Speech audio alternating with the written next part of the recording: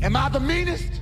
Punch drunk. Am I the prettiest? Punch drunk. Am I the baddest mofo low down around this town? Punch drunk. Well, who am I? Punch drunk. Who am I? Punch drunk. I can't hear you. Punch drunk.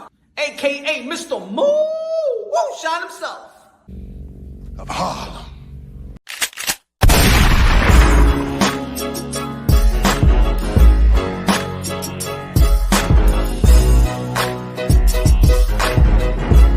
Dímelo, mi gente. Que lo que? You already know this is Punch Drunk Boxing, aka Mr. Moo Shot himself, aka El Adobo, aka El Sazón, aka El Borracho, aka Café Bustelo, aka El Pastor de Boxeo. Dímelo, mi gente. Fight week. Cepeda versus Hugh. Shout out to my brother Kid Austin back in the ring. Ring. One of the phenom in the 135-pound division. I just uploaded a short. 135-pound division, one of the most stacked division in the sport of boxing. Ladies and gentlemen, the winner of look, it could be the winner of Cepeda versus Hugh versus the winner of George Kambosos versus Lomachenko. Or maybe the winner versus Cepeda and Hugh could fight Shakur Stevenson, and Shakur Stevenson could fight the winner of Kambosos versus Lomachenko. We already know that Shakur Stevenson, the 3-division world champion, is going to be a free agent after June or July. His next fight is his last fight with Top Rank. Let's see if he goes to Golden Boy Promotion. Let's see if he goes to the Zone. He's a hot commodity. He's going to be one of the hottest free agents in the market. So the 135-pound division is alive and well. The 140-pound division is stacked, and that's what we're going to be talking about today. The 140-pound, the junior welterweight Elite 8 tournament. And this is how we're going to do it, ladies and gentlemen. This is how we're going to do it. If you wasn't here when I did the 168-pound, the 168-pound tournament, it was a good one. It was a good live. Smash that like button. Let's go with my brother, Charles Edward Cheese. Con los $300. Queso. La música de queso. Look at that. La música de queso. DJ Camelo, Alex Sajan. Póngame la música. Wey. He is rich. He got his own money. Say he's got his own money. I mean the boy has got his own money. Queso. 300. 900. No 200. $300. ¡Ay! Me dice Punch Run. ¿Qué pasó, amigo? ¿Tu familia está seguro? Sí, estamos bien. A little bit of hiccup. Pero estamos bien, Camilo, estamos bien. He's rich. He is rich. Hey! DJ Camelo, Alex Sensation, Funk Flex, Red Alert. Págame la música. Espera, no. Sigue la música. He's rich. He is rich. All right, baby. Charles at the Cheese in the building. What's good, man? Charles at the Cheese. Queso. Smash that like. Become a member. Smash that like. Subscribe to the channel. Let's go. Let's break this to 50K. We on the verge of going 50K. Let's go. 50K Punch Run Boxing. 50K Punch Run Boxing. We go 10K a year. Been here for 5 years. Let's go. 10K 1 year. 10K 2 years. By the end of the year, we're going 50K. Let's go. All right, baby. Okay. Tell me life and logic. Good looking out, my brother. Let's go. 5K to go. 5K to go. 5 years, 5K to go. Let's go. Punch Run Boxing, 5 years to go. Let's go. Smash that like. Ladies and gentlemen, before we start this tournament, this is how we're going to do it, ladies and gentlemen. This is how we're going to do it. If you wasn't here when we did the 168-pound division, the winner actually became Canelo Alvarez, the 4th division world champion, super middleweight, undisputed. The people voted. We had Demetrius Andrade, we had David Benavidez, we had Jaime Munguia, we had Edgar Berlanga, we had Canelo Alvarez. Who else we had? Did we have David Morrell? I don't know if we had David Morrell. I don't know if you had even world. We did it several months ago. But now it's 140-pound division. Let me put the picture up so y'all can understand. Y'all seen the thumbnail. Smash that like. Let's go. Smash that like you was smashing your shorty. Let's go. Let's go. Right here, boom. Right here, boom. Good looking out, que eso. Que Dios te bendiga, mi hermano. Que Dios te bendiga de lo mío. What's good? What's good? Raw Boxing TV in the building. What's good? Raw Boxing TV. I don't know if you're still here. Dímelo de lo mío. ¿A dónde que estaba usted? ¿A dónde que está? Raw Boxing TV, my friend. How you been, my friend? Long time no see. Que viva Cuba! Raw Boxing TV in the building. What's good? Pound for pound in the building. Million in the building. Oh, man on fire in the building. Who else we in here? Who else? Who else? All right, folks. This is the March Madness tournament, ladies and gentlemen. The 140-pound division, one of the most stacked division in the sport of boxing. Of course, we could have done the Elite 10 as well. We could have put Richards and Hitchens in there. We probably could have put Brandon Lee up in there. But we're gonna do the Elite 8. The Elite 8. This is the Elite 8. This is the bracket. So, ladies and gentlemen, this is how we're gonna do it. We're gonna break down each fight for 15 minutes. And for 15 minutes, you're going to vote. By the end of the 15 minute, from the 10 to 15, depending if we could break the fights or not break the fight. If the winner moves on. The winner moves on. So right now on the poll, I started early, right? On the poll is who wins? Matias versus Gary Antoine Russell. We're going to break it down unbiased, logically, and objectively. Hold on, let me show my face. We're going to break it down unbiased, logically, and objectively. It's too litty for round one, right? It's too litty for round one. Let's go. Subriel Matias, the IBF champion of the world, versus Gary Antoine Russell. Both of them been talking a little ish about each other and stuff like that. Before we start the tournament, just keep on voting, ladies and gentlemen. Keep on voting. We're gonna vote each matchup. Let's see if Subriel Matias goes to the next to the next. Let's see if, and then we're gonna do Devin the Dream Haney versus Ryan Garcia, and then we move on to the other side, to the east side. Then we're gonna go with the winner. Who you gonna pick? Teofimo Lopez versus Gervonta Davis. Rolly Romero versus Pitbull Cruz. Let's see who's going to be the last man standing in the 140-pound division. Probably next week we do the 135-pound division as well. But before we start the tournament, let's talk about this.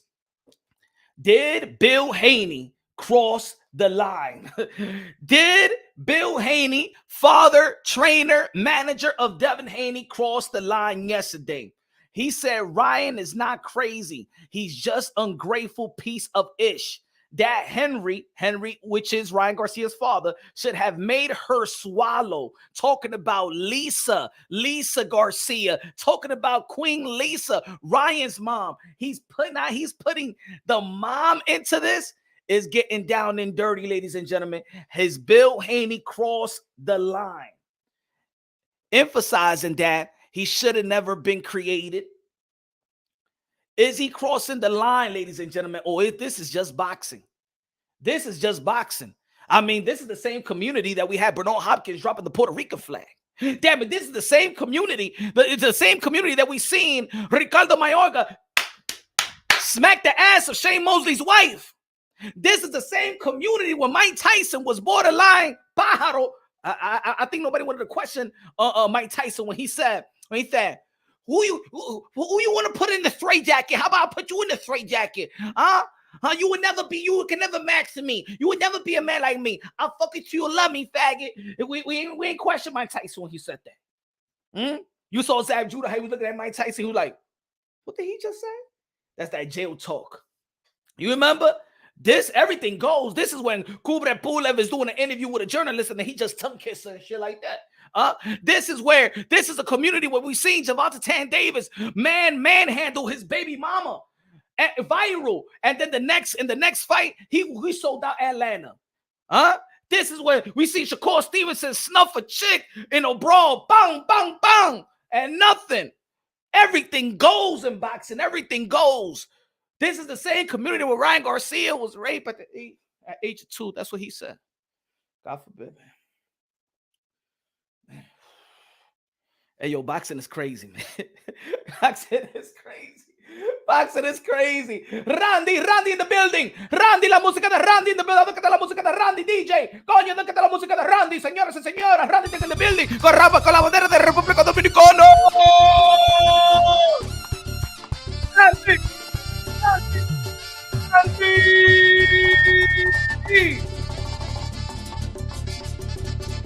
¡Ay! Hey! Oh my God! God, boy! Boy, fry chicken head and shoulder pie, body Mark Anthony Mason. Let's go! Madison Square Garden!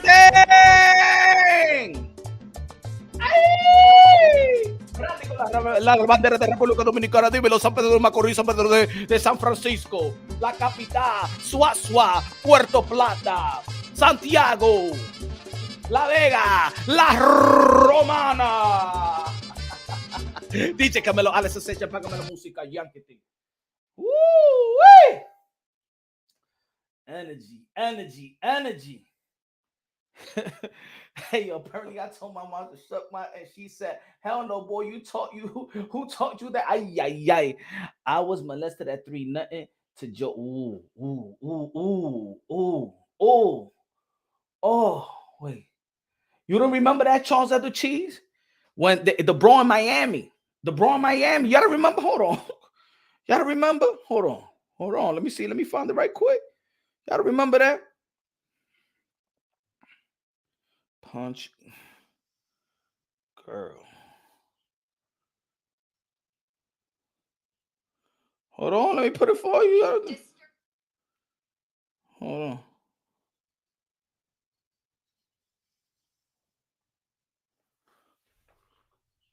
Boom. You don't remember that?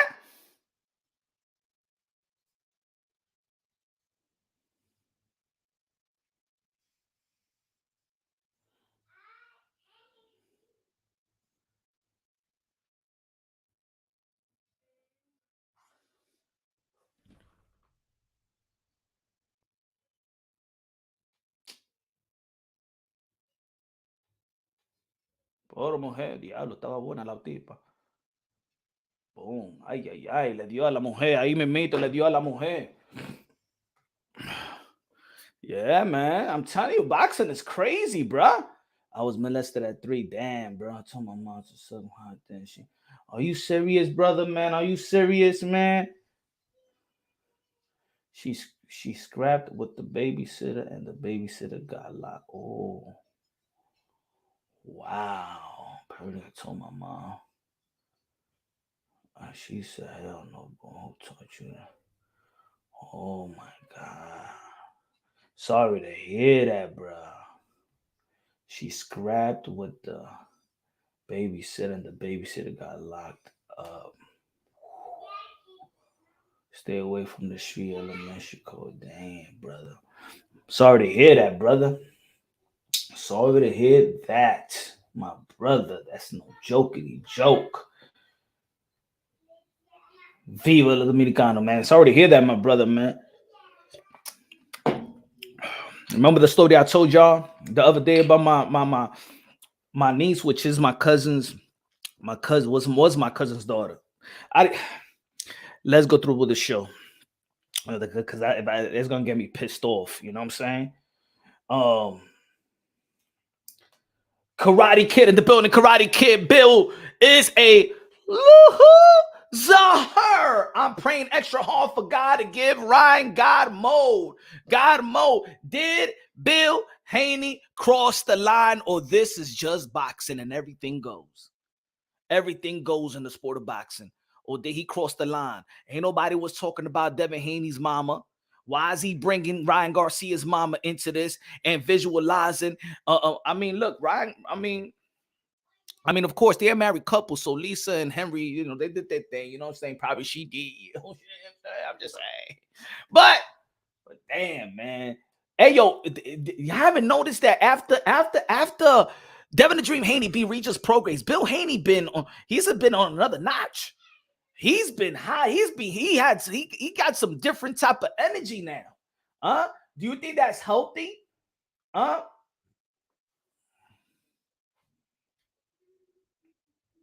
yeah.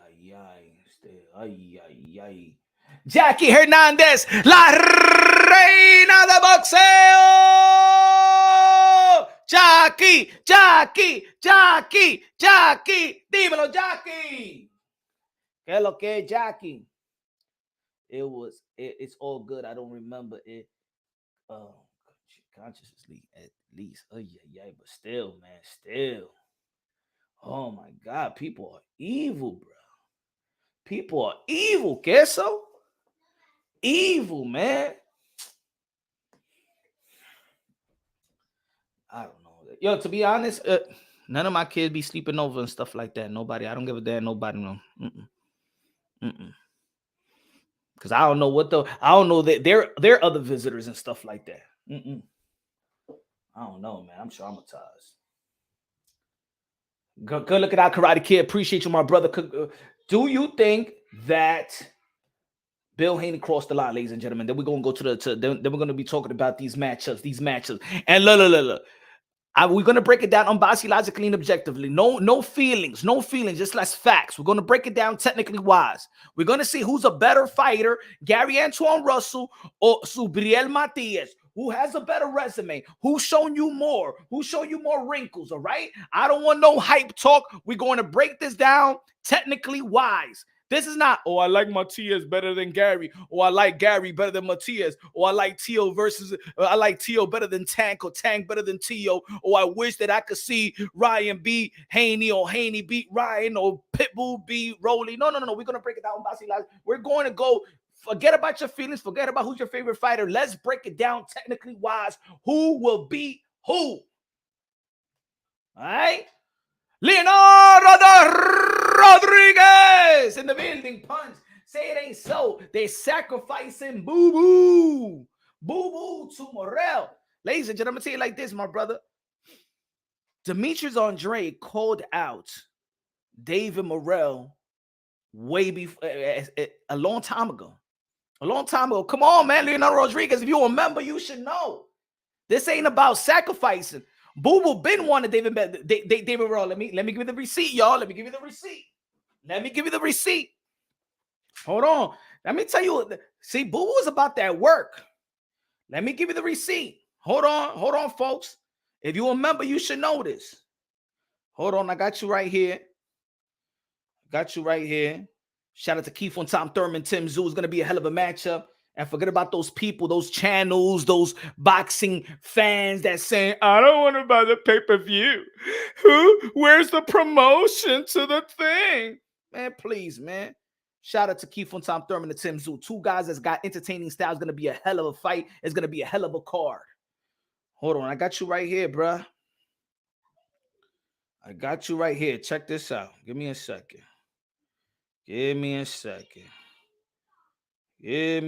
Smash the like button, ladies and gentlemen. We only got 36 people looking on. Let's go, baby. Let's go. Where we at? Where the hardcore boxing fans at? Come on, baby. Let's go. Come on, man. Let's get this channel out the mud, bruh.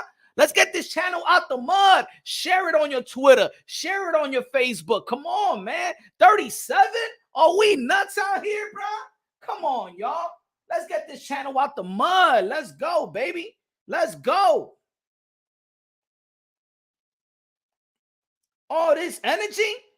Or should I just talk like this? Well, let's break down boxing and stuff like that. Come on, bruh. Ain't nobody matching my energy up in the YTBC, yo. It gotta be reciprocated. Hold on. Let me show you right here. Stay tuned. I got you right here. Hold on.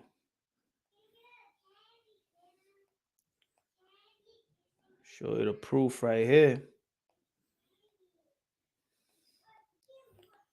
I can show you the proof right here. Give me one sec. Where's that? Amazoni. 10 months ago.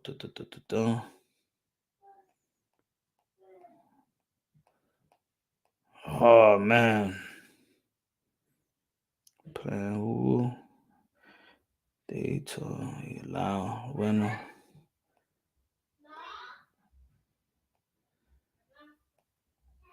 I got you out here. Give me a second.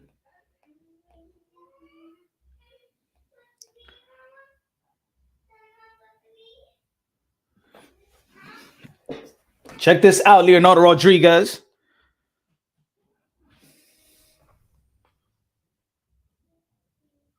Look at 1 year ago. Just spoke to Demetrius Andrade. He wants to fight who? David Morrell next for the WBA regular if he can't get Charlo.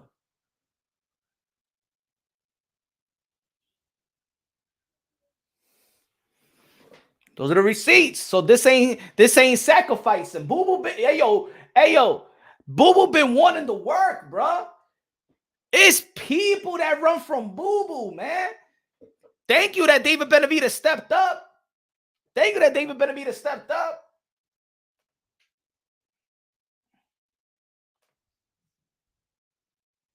Check this out. If y'all want to become a member of the Punch Run Boxing, become a member. Nah, man, Boo Boo been wanting David Morrell.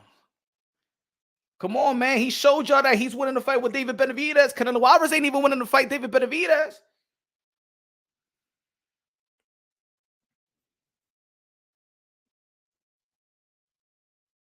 Look, a year ago, that's for the members. Just spoke to Demetrius Andrade, and he wants to fight David Morrell next for the WBA regular if he can't get Charlo. Life and Law just said Bills love attention. How you leave the boogeyman Barroso out the tourney? Hey, yo, you know what? I should have done the Elite 10, put Barroso versus Richardson Hitchens. You know what I'm saying? But man, look, I downloaded so maybe next time. If people don't like this bracket, then of course we chop it up with other brackets. But ladies and gentlemen, let's start the bracket right now. Let's start the tournament right now, ladies and gentlemen, and let's break it down unbiased, logically, and objectively. Leonardo Rodriguez with the $2 super chat. De lo mío, gracias de lo mío. All right, the first fight: Subriel Matias versus Gary Antoine Russell. Let's keep it real. Let's keep it honest. Who has the better jab? Subriel Matias or Gary Antoine Russell? Who has better punch selection? Who has a better amateur background? Who has a better resume? You know what I'm saying? Let's not go with the feelings. Let's go with the facts. This is a good fight. This is a hard fight to be a first round fight. Charles of the Chief says, man, I really want Benny to get undisputed at 175. Hey, yo, he got an opportunity right now, right? And that's what I said a long time ago. He got to carve his own legacy. You feel me? You got to call your own legacy. Let me see what the poll got it right now. The poll has it 75, 52 people already voted, 75%, Russell 25%. Why is 75% and Russell 20? I mean, like, the people going to vote. The people going to vote. Y'all got Matias. All right, let's see. Let's break it down quickly. You know what I'm saying? What vulnerability? Let's talk about each vulnerability, right? Let's talk about each resume. So, Gary Antoine Russell was undefeated. Gary Antoine Russell been inactive, right? Inactive compared to the guys like Subriel Matias, I believe so, in my opinion. Both of them on the PBC side, or was on the PBC side. That fight should have happened and stuff like that. Gary Antoine Russell is faster than Subriel Matias. Gary Antoine Russell, I believe, got better footwork than Subriel Matias. Gary Antoine Russell, a matter of fact, let's see. Gary Antoine Russell, I believe that at least he fought ex-world champion. He did fight Victor Postal. So let's see a quick resume. We're gonna break down each fight for 15 minutes. Let's give Gary Antoine Russell what he's done and the benefit of the doubt in how we're gonna break down Gary Antoine Russell. Then we're gonna break down Subriel Matias, and then if they both match up. You know, both of these guys been in 140 pound their whole career, right? Gary Antoine Russell. Subriel Matias, y'all already know that he's, well, I'm on YouTube. Let's be real. This is not about who we like best. This is about who's actually better. Are we really picking because we know 17-0, 17 KOs, okay? Gary Antoine Russell, 17-0, 17 KOs. He leads with his head though punch. Okay, we're going to see. We're going to see. All right. So let's talk about noticeable win, right? Barthélemy, Victor Postol, ex-world champion. He stopped in the 10th round and stuff like that during the pandemic, I remember. Santiago was the guy that a lot of people felt beat Adrian Broner. Ken Cruz was undefeated. Those are the most notable performances, in my opinion. At least he got one ex-world champion. He got one ex-world champion.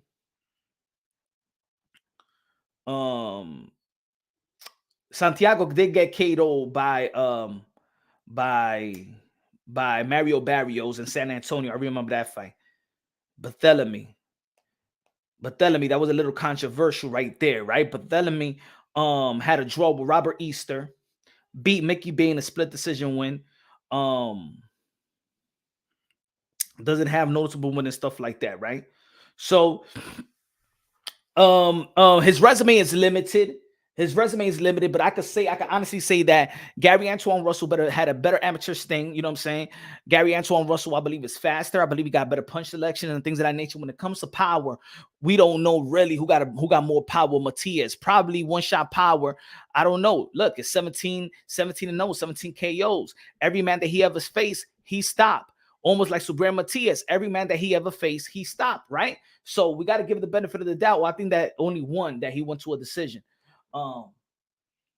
This is a hard fight. Subriel Matias is footwork is not going backwards is not really what it is, but he knows how to cut the ring off real good. He knows how to what's good? Dímelo, Raw Boxing TV in the building. Dímelo, Raw Boxing TV.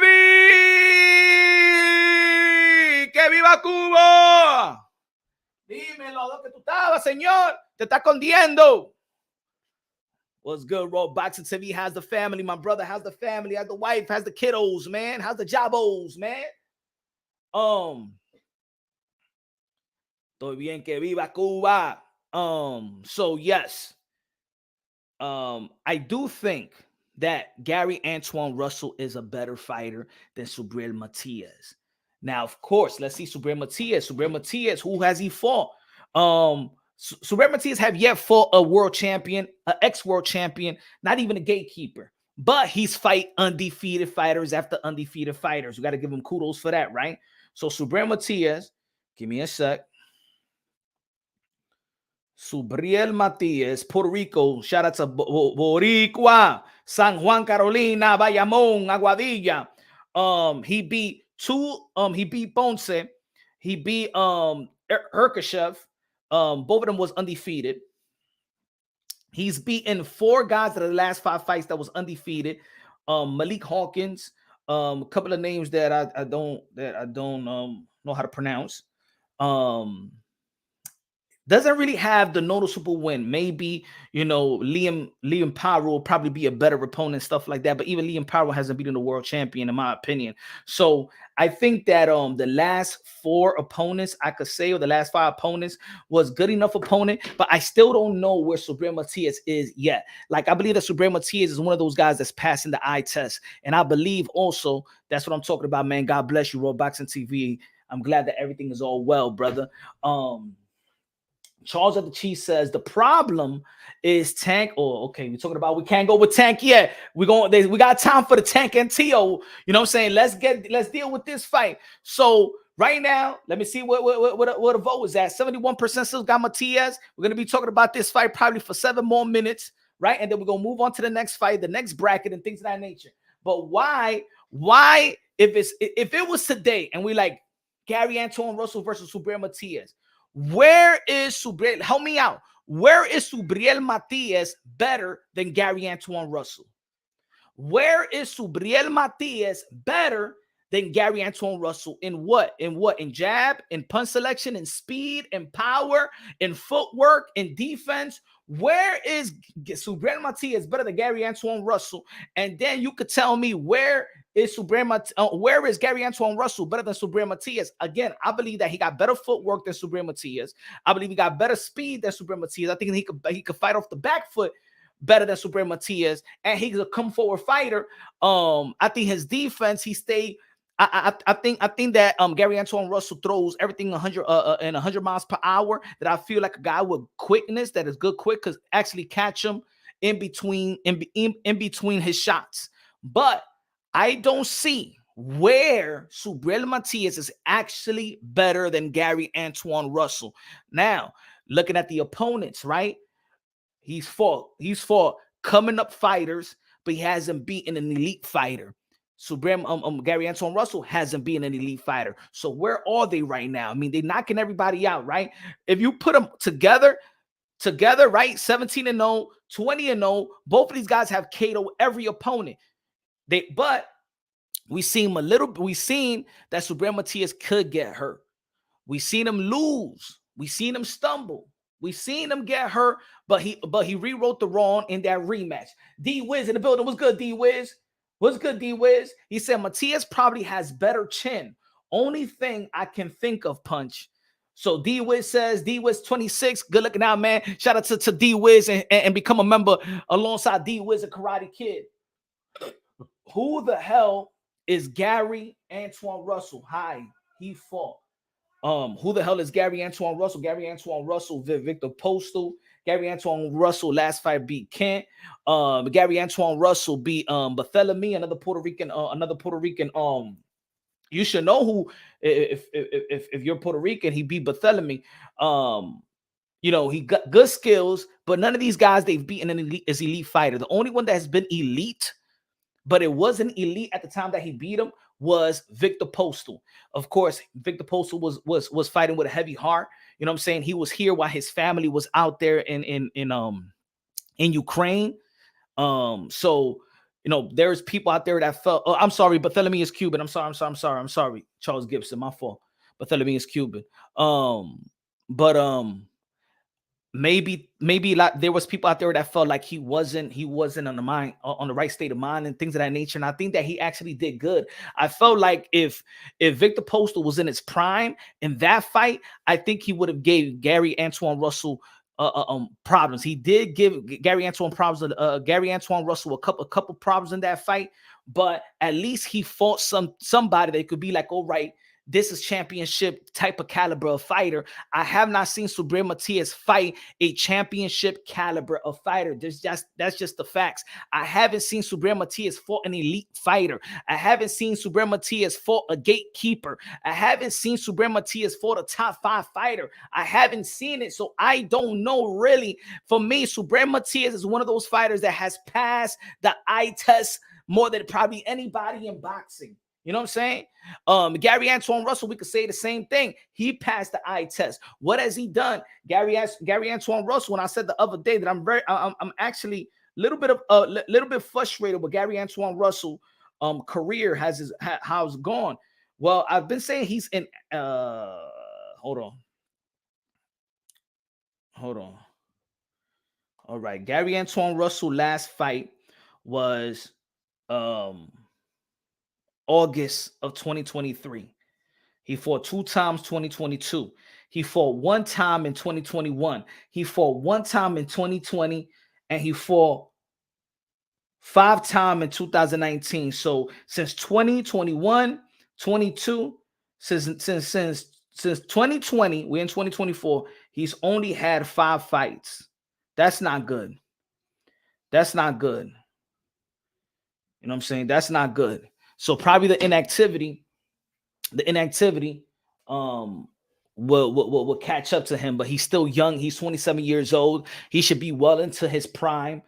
But if he beat Boots, and yes, Gary Antoine Russell been beating Boots in the amateurs. As a matter of fact, the kryptonite to Boots Ennis, to Jerome Boots Ennis, is Gary Antoine Russell. I did a video about that a while ago. So how do you see Subriel Matias as a better fighter. He was never a better amateur fighter.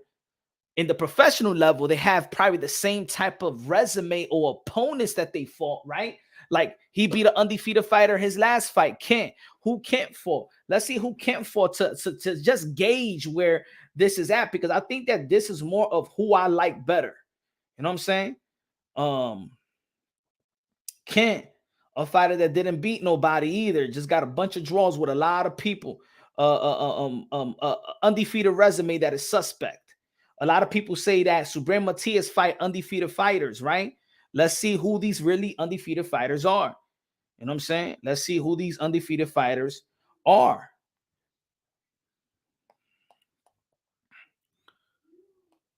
Okay, so he bought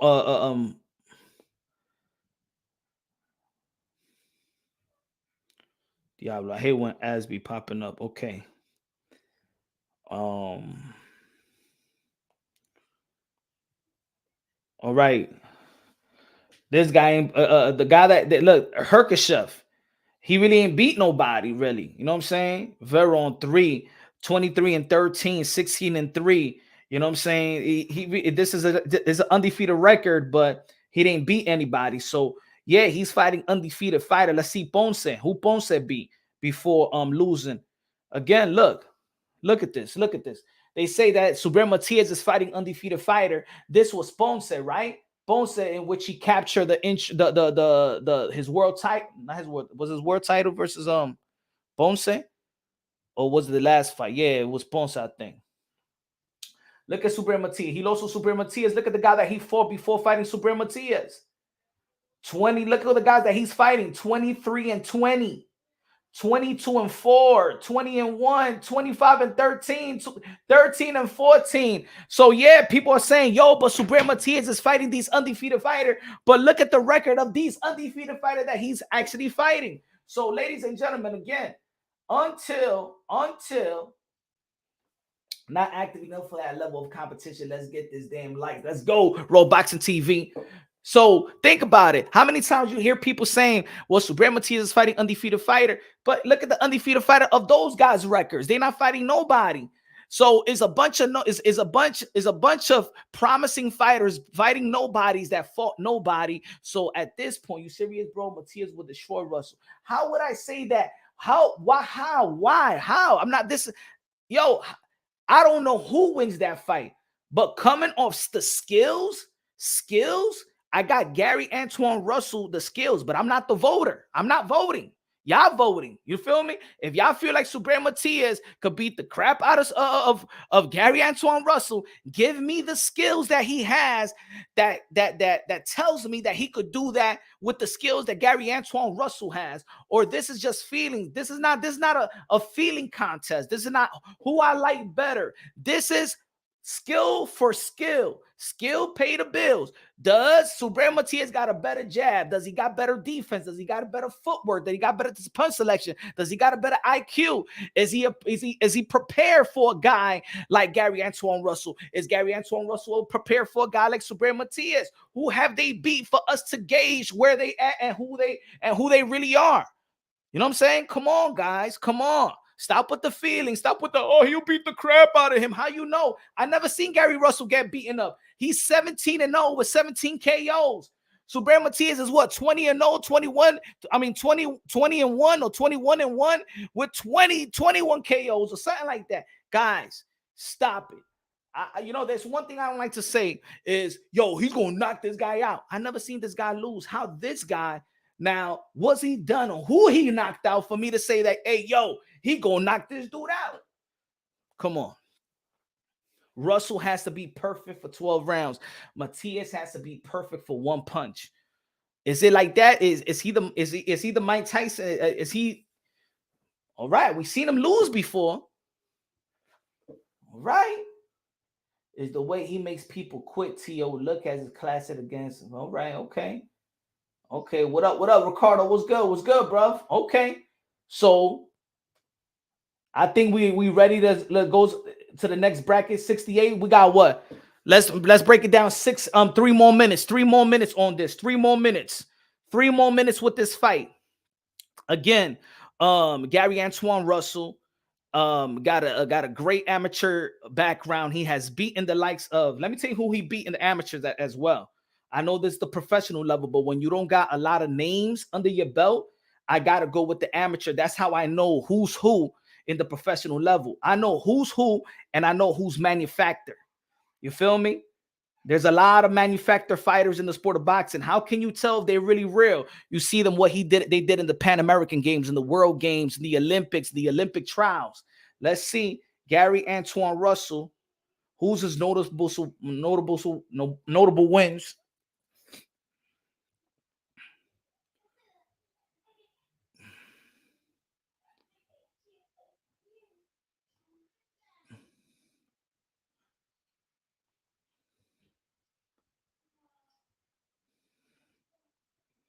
Amateur record and isn't amateur record and is an Olympic as well. 163-10. Let's see. Wow. Okay. All right.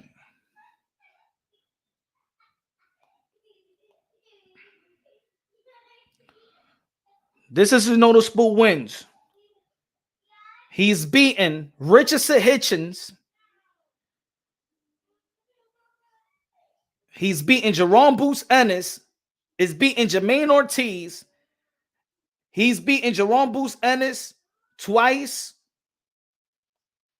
and lost to him once. Matter of fact, he beat Jerome Boots Ennis 3 times. They fought 4 times, and he lost to him once. He beat Jermaine Ortiz.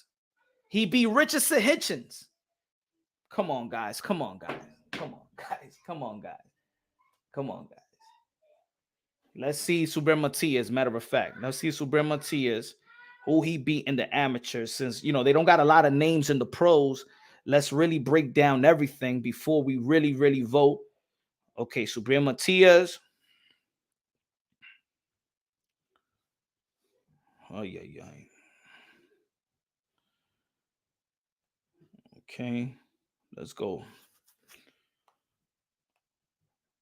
Doesn't have a long amateur sting, which count. Only 3 bouts. Only 3 bouts. If it was me, if I voted, y'all already know who I will vote for. But I guess, you know, people voted and people have Subriel Matias as the winner. So Subriel Matias goes to the next fight. Subriel Matias beats Gary Antoine Russell. Again, Jackie said again, when Matias ends up getting beat by a no-name, I don't want to hear shit. Hey, yo, Jackie, there is a hype train behind Subriel Matias. You know what I'm saying? Hey, the people voted, right? I think I broke it down like I don't know who he beat. I break it down like if we don't know the names, like think about it. It's like Keyshawn Davis and Andy Cruz, right? We can't break down too much of the professional level because they don't got a lot of names of the professional except for Victor Postal, right? So we know that Keyshawn Davis got a better professional record in the pros, but in the amateurs, we've seen who beat who and stuff like that. So I gauge off the amateur. It's just like when I was breaking down Vasily Lomachenko versus Teofimo Lopez. I didn't break down who he really beat in the pros. In the pros, because Teofimo Lopez didn't have a lot of fight, a lot on his resume. So I had to break down what he did in the tournaments, in the amateurs, in the Olympic or whatever, in the USA Olympic trials and things of that nature to see. And I said that Teofimo Lopez was going to outbox Vasily Lomachenko. So a lot of people that's going to come over here and say, hey, yo, but the amateurs and stuff, like every fighter that you see in the beginning, their level is what they did in the amateurs. What they doing in the pros right now is just sharpening their tools. Everything, every skill that you see these fighters is what's dating back in the amateurs. You feel me? So let's go with the Matias beats Gary Antoine Russell. Gary Antoine Russell loses to Subriel Matias. Subriel Matias moves on to the next round, ladies and gentlemen, to the final four. Final four. Now, ladies and gentlemen, all right, let's end this poll. Let's end this poll. And let's do another poll. Who wins?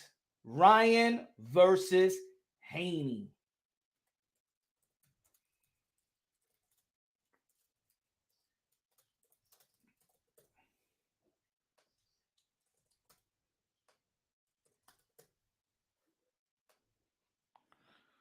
Ooh. Ooh. We're going to the next round, folks. We're going to the next round.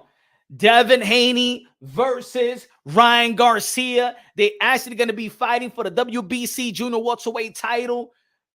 Devin Haney versus Ryan Garcia. I know a lot of people have been breaking this fight down, but now we're doing March Madness tournament, ladies and gentlemen. First round, first fight, we had Matias versus Gary Antoine Russell. The people voted 69. What was it? 69%, 21, what? 69%, 31% voted for Subriel Matias. A landslide, really.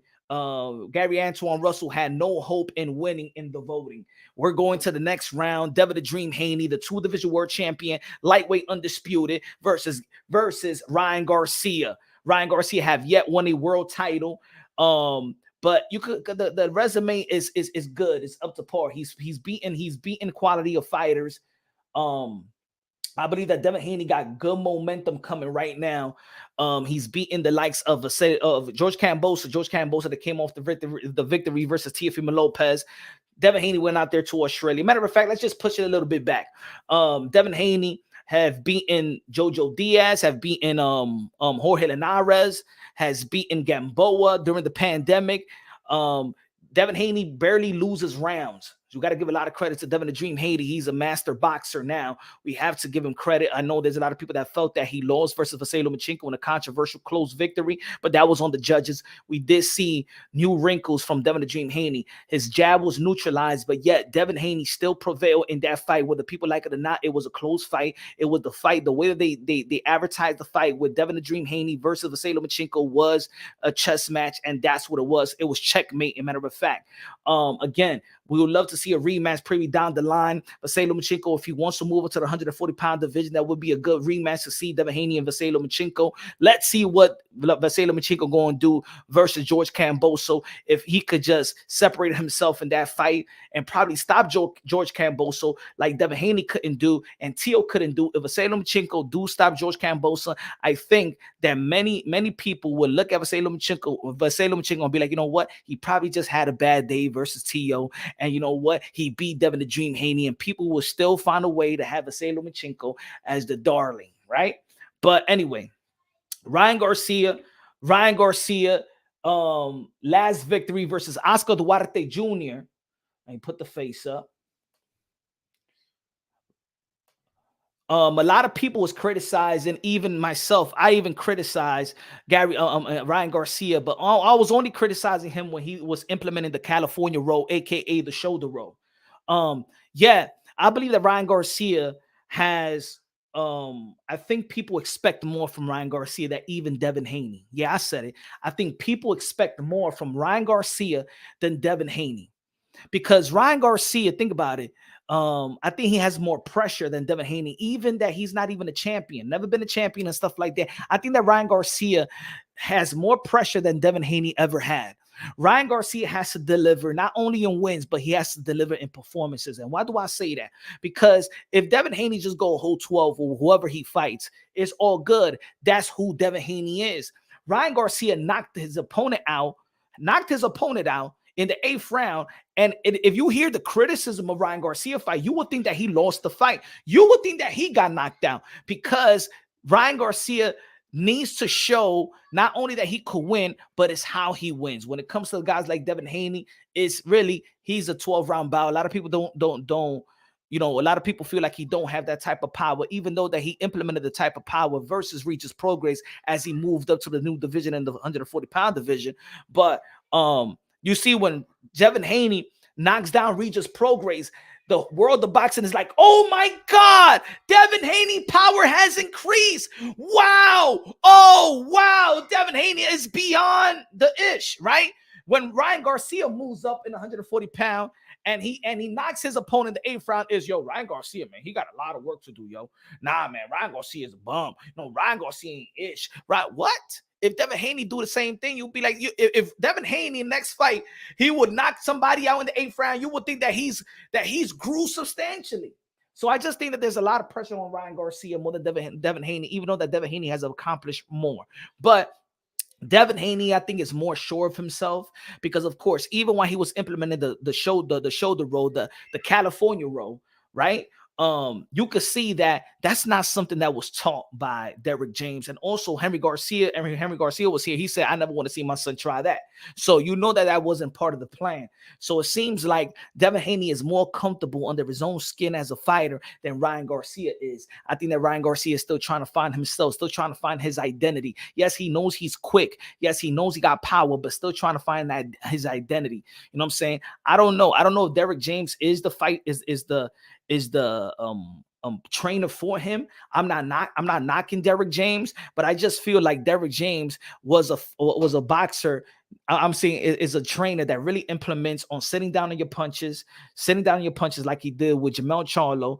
You know what I'm saying? Where Jermell Charlo's power did increase, and Earl the True Spence, who wasn't a knockout artist in the amateurs, and his power increased. I think that Ryan Garcia doesn't need to really just sit down on his punches. I think that he does that very, very well. I think his footwork, I think him being elusive, him fighting backwards, him having lateral movement and things of that nature, I think that's what he needed. And I don't think that Derrick James is probably the trainer that's going to teach him that, or elite as a trainer in that, in my opinion. And I think that probably he hired Derrick James because he was a trending trainer at the time, and everybody is leaving Derrick James anyway. I would have wished that Ryan Garcia would have hired Coach Anthony, like Coach Anthony has helped Raymond Ford. I swear Ryan is kind of stuff. Earl, who versus who? Right now, Tip Bayless in the building. What's good, man? We in Devin Haney versus Ryan Garcia in the poll. This is where we at right now. In the poll, people chose Subriel Matias. They voted 39%, 69% voted for Subriel Matias, 31% voted for Gary Antoine Russell. He lost in a landslide. We're now with the Devin Haney versus Ryan Garcia. Now, who has a better jab, Devin Haney or Ryan Garcia? I believe that Devin Haney got a better jab, yet we've seen his jab be neutralized. But of course, with the other master boxer like Vasily Lomachenko, does Ryan Garcia has the skill set to neutralize the jab of Devin the Dream Haney? Now, in this sense, we know that Ryan Garcia, I believe, is quicker than Devin. No. Let me say it like this. I believe that Ryan Garcia is faster than Devin Haney, but Devin Haney could be quicker than Ryan Garcia. Some people may say, what's the difference? I give you a fight that could resemble what I'm talking about. Gary Russell versus Vasily Lomachenko. Gary Russell is faster than Vasily Lomachenko, but Vasily Lomachenko was just quicker than Gary Russell, in my opinion.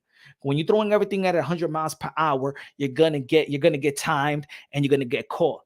I believe that the smarter fighter, in my opinion, is Devin the Dream Haney. The higher IQ, the better defense, the better guy that's assured for himself. He's a guy that's not going to take the type of risk, in my opinion. Ryan Garcia, because of his God-given ability in terms of power and speed, is why he could have his left hand down. He could take a couple of risks because he wanted to disguise that left hook like he did versus Luke Campbell, in which he disguised the left hook is down. You don't know if the left hook is coming up top or going to the body. So Ryan Garcia also was Ryan Garcia's right hand is very underrated. It's very underrated. I've seen Ryan Garcia hurt people with their right hand. I've seen hurt Emmanuel Tago with his right hand. I see how he sets up the left hook. But again, as fast as Ryan Garcia is, it needed somebody quicker, like a Gervonta Tank Davis, that was timing his left hook, ducking his left hook very, very well. So this is more of an interesting fight than what it is on paper, because these guys know each other more than anybody, right?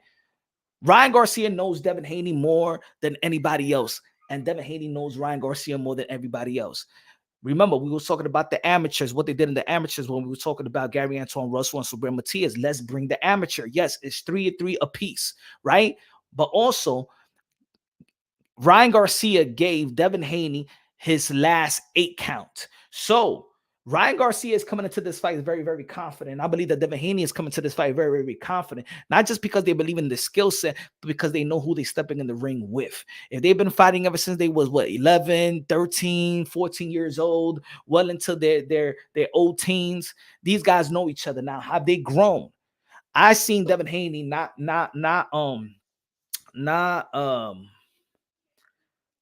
I seen Devin Haney sitting down better on his punches. We seen him that he's taking a more risk than he usually taking, right? The 10th round versus George Kambosos, the 6th round versus Jorge Linares, the fight with Vasily Lomachenko, he did stay in the pocket and stuff like that. The only thing that he wasn't backing Vasily Lomachenko up like that was a smaller guy.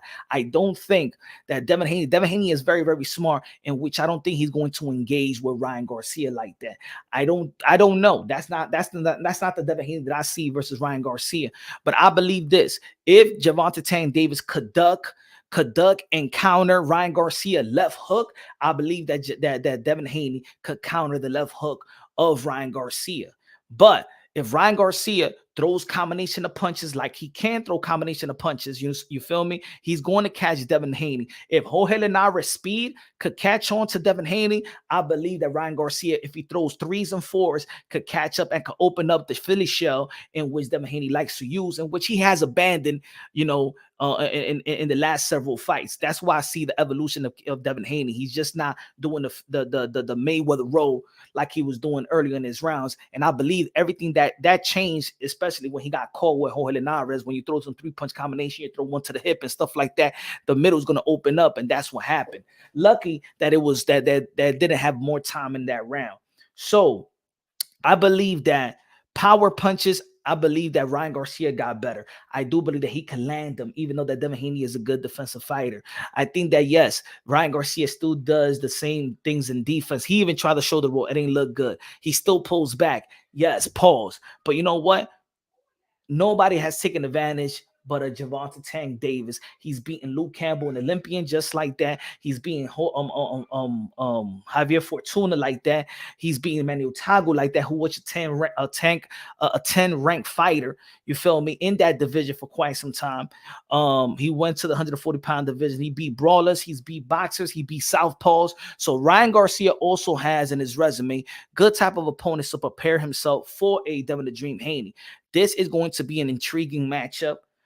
I think that Devin Haney has better momentum right now with Ryan Garcia, but I believe that Ryan Garcia still has the capability of going to the body, landing some combination of punches, landing the right hand, and landing the left hook. I could see Devin Haney not taking the same risk he took with Regis Prograis. I seen him. The thing is with Devin Haney is he hits you, but he's not there to finish you. Ryan Garcia, if Ryan Garcia puts Devin Haney in the predicament that Javier Fortuna, that Jorge Linares had him, Ryan Garcia is going to finish Devin Haney. If he hurts Devin Haney is going out. I do believe that he's strong enough to get off the clinch, but Devin Haney is a very smart guy. When he did get hurt, he actually did survive like a veteran. Let me see what the people are saying right now. All right. Charles Edochie said, well, a lot of stiff pause. I still think Reynoso was the best camp for him. I do think so too, because of course, then you got the and look, he's sparring with Frank Martin. Isn't Frank Martin a southpaw?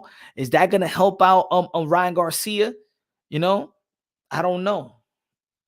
I think that I have a perfect sparring partner for Ryan Garcia. Ryan Garcia, if you're listening to your boy, Mr. Moonshine, I got the perfect sparring partner for you. Just call me up and I'll send them to you. You know what I'm saying? His jabs are better in close stands. I think that also Ryan Garcia does got a good jab to the body and going up top. I think that when you have a lot of speed and you have a lot of power, People just look at what excites them. When it comes to Devin Haney, people know how to pinpoint his technical because he doesn't have all that. He's not an eye-popping fighter like a Ryan Garcia. And when you're an eye-popping fighter, you actually try to you neglect watching what they actually do well. Like Gervonta Tank Davis had his high IQ, but they just think about his speed and power. You know what I'm saying? Haney will school Ryan. Let's see what the poll is at right now. 50 people has voted Haney, 68%. Ryan Garcia, 32%. Smash the like button, ladies and gentlemen. Smash that like, man. We having a good live, good subject, good tournament going on right now. Right now, we at the second fight of the first round. Subriel Matias beat Gary Antoine Russell. 69% of the people voted Subriel Matias that he will beat Gary Antoine Russell, so he moves on. This is the Elite Eight at the 140-pound division. Yes, we could have implemented more fighters like Richardson Hitches and things of that nature. But you know what, man? This is the Elite Eight. This is an undisputed route, and yeah. So who else we got? Who else we got here? Again, the champions in the 140-pound division. If you don't know, Subriel Matias, the IBF champion, Devin Haney, the WBC world champion, Teofimo Lopez, the WBO champion, and Rolly Romero, the WBA champion. This is the hottest division in the sport of boxing, the most stacked division in the sport of boxing. Right now, get your votes in. Vote right now. Devin Haney versus Ryan Garcia. We got probably like 2 more minutes to break down this fight. Again, I believe this is a toss-em fight. I believe there's a 50-50 fight with Devin Haney and Ryan Garcia, but I do believe that Devin Haney has the momentum coming into this fight. I think he's more confident coming to this fight. I think that Ryan Garcia, I'm not going to say confident because I think that you build the confidence during training camp. I think both these guys know each other very, very well. I think that Ryan Garcia is highly comfortable. He's not on no rehydration clause, no stipulations. I think that Devin Haney's been active. Ryan has been active. Devin been active with world-class fighters, in my opinion. He just moved up to the 140-pound division, just like Ryan Garcia. He moved up as well. This is a tough fight. I believe that this. I think at this time where they're 26 years old, they're just walking into their prime right now. I think that I could see Ryan Garcia catching Devin Haney, and I could see Devin Haney outboxing Ryan Garcia. I don't feel a lot of people see Ryan Garcia outboxing Devin Haney. I do think that Ryan Garcia pressure is good. Remember, he got caught in the middle of the ring. But when he was pressuring Gervonta Tank Davis and putting Gervonta Tank Davis in the ropes, it did look like in the second round that Gervonta Tank Davis was a vulnerable fighter when Ryan Garcia does put the pressure on. Again, when Ryan Garcia lands some good shots, he's a killer in the ring. A lot of people talk about this killer we were talking about Subriel Matias earlier. I'm going to tell you like this, whether you like it or not, whether you don't want to see it because he's a pretty boy and things of that nature. When Ryan Garcia smells blood, he smells blood, and he a killer in that ring when he gets you hurt. Devin Haney, I don't think he a killer, but he's a smart dude. You know what I'm saying? He's a sniper. He's not the guy that's going to go to war on the front line. He's a sniper. You know, feel me? It's a good, intriguing matchup. Let's see who we got. 67% says Devin Haney. 33% says Ryan Garcia. Ladies and gentlemen, I think that Ryan Garcia is not going to catch up. So Devin Haney beats Ryan Garcia April 20th. We're moving on to the next round, ladies and gentlemen. Yes, Devin Haney beats Ryan Garcia in the polls. Yes, 67% has Devin Haney beating Ryan Garcia. 33% was just not enough. The people have spoken. Second round. Well, I'm gonna say the West Championship rounds, right? Is Subriel Matias versus Devin Haney. But now we're going to the other side, ladies and gentlemen. We're going to the other side. Let's end this poll right quick. 67% had Haney, 34% had Ryan. Devin Haney moves on to the next round. Let's go. It's Subriel Matias versus Devin Haney. But we're going to pause that one right quick, and we're moving on to the next bracket, ladies and gentlemen. And the fight that a lot of people is intriguing to see is Teofimo Lopez versus Gervonta Tank Davis. Let's end the poll and let's move on to the next. Hold on, folks. Shine the building. What's good, Shine?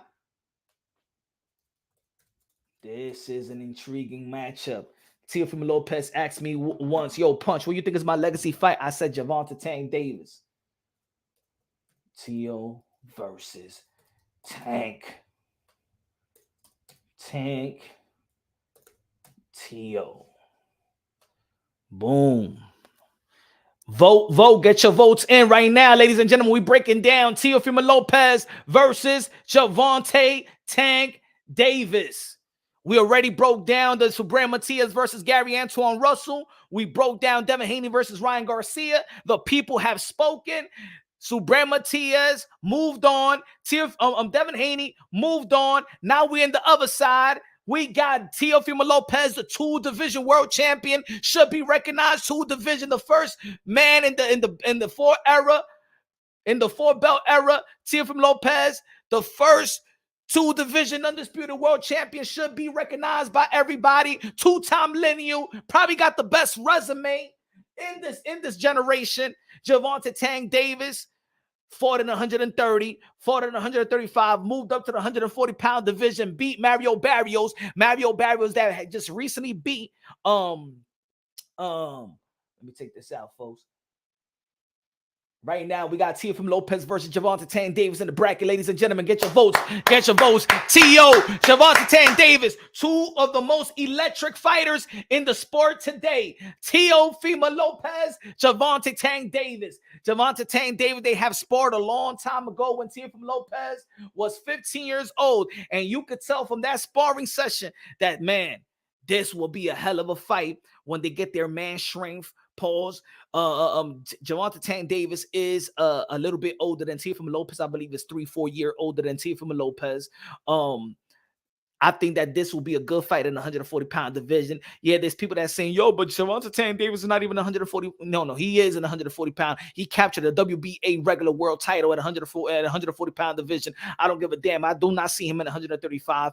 The only fight that Gervonta Tank Davis have in the 135-pound division is Shakur Stevenson. I believe that Tank is just too powerful for that division. I think that this is the right division for him to attain his legacy, to enhance his legacy, because right now, I don't believe that Gervonta Tank Davis is standing in the legacy that I think that he should be standing on.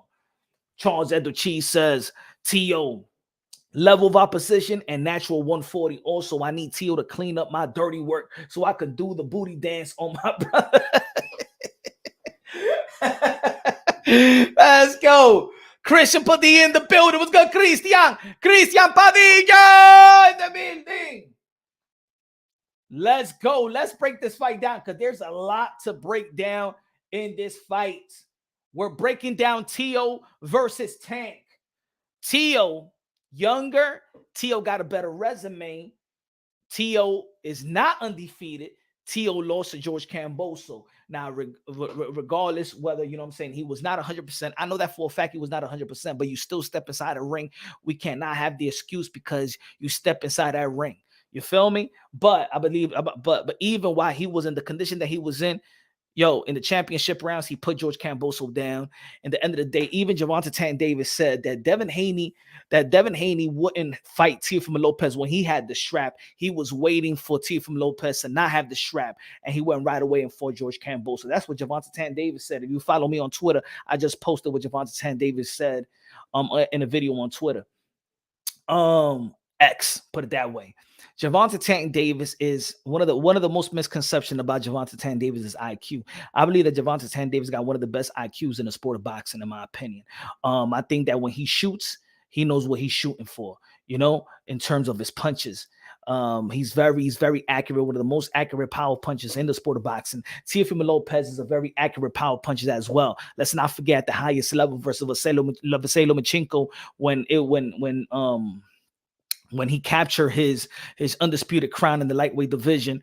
Teofimo Lopez was very active in the championship rounds when he landed over 50% of those power punches versus Vasily Lomachenko,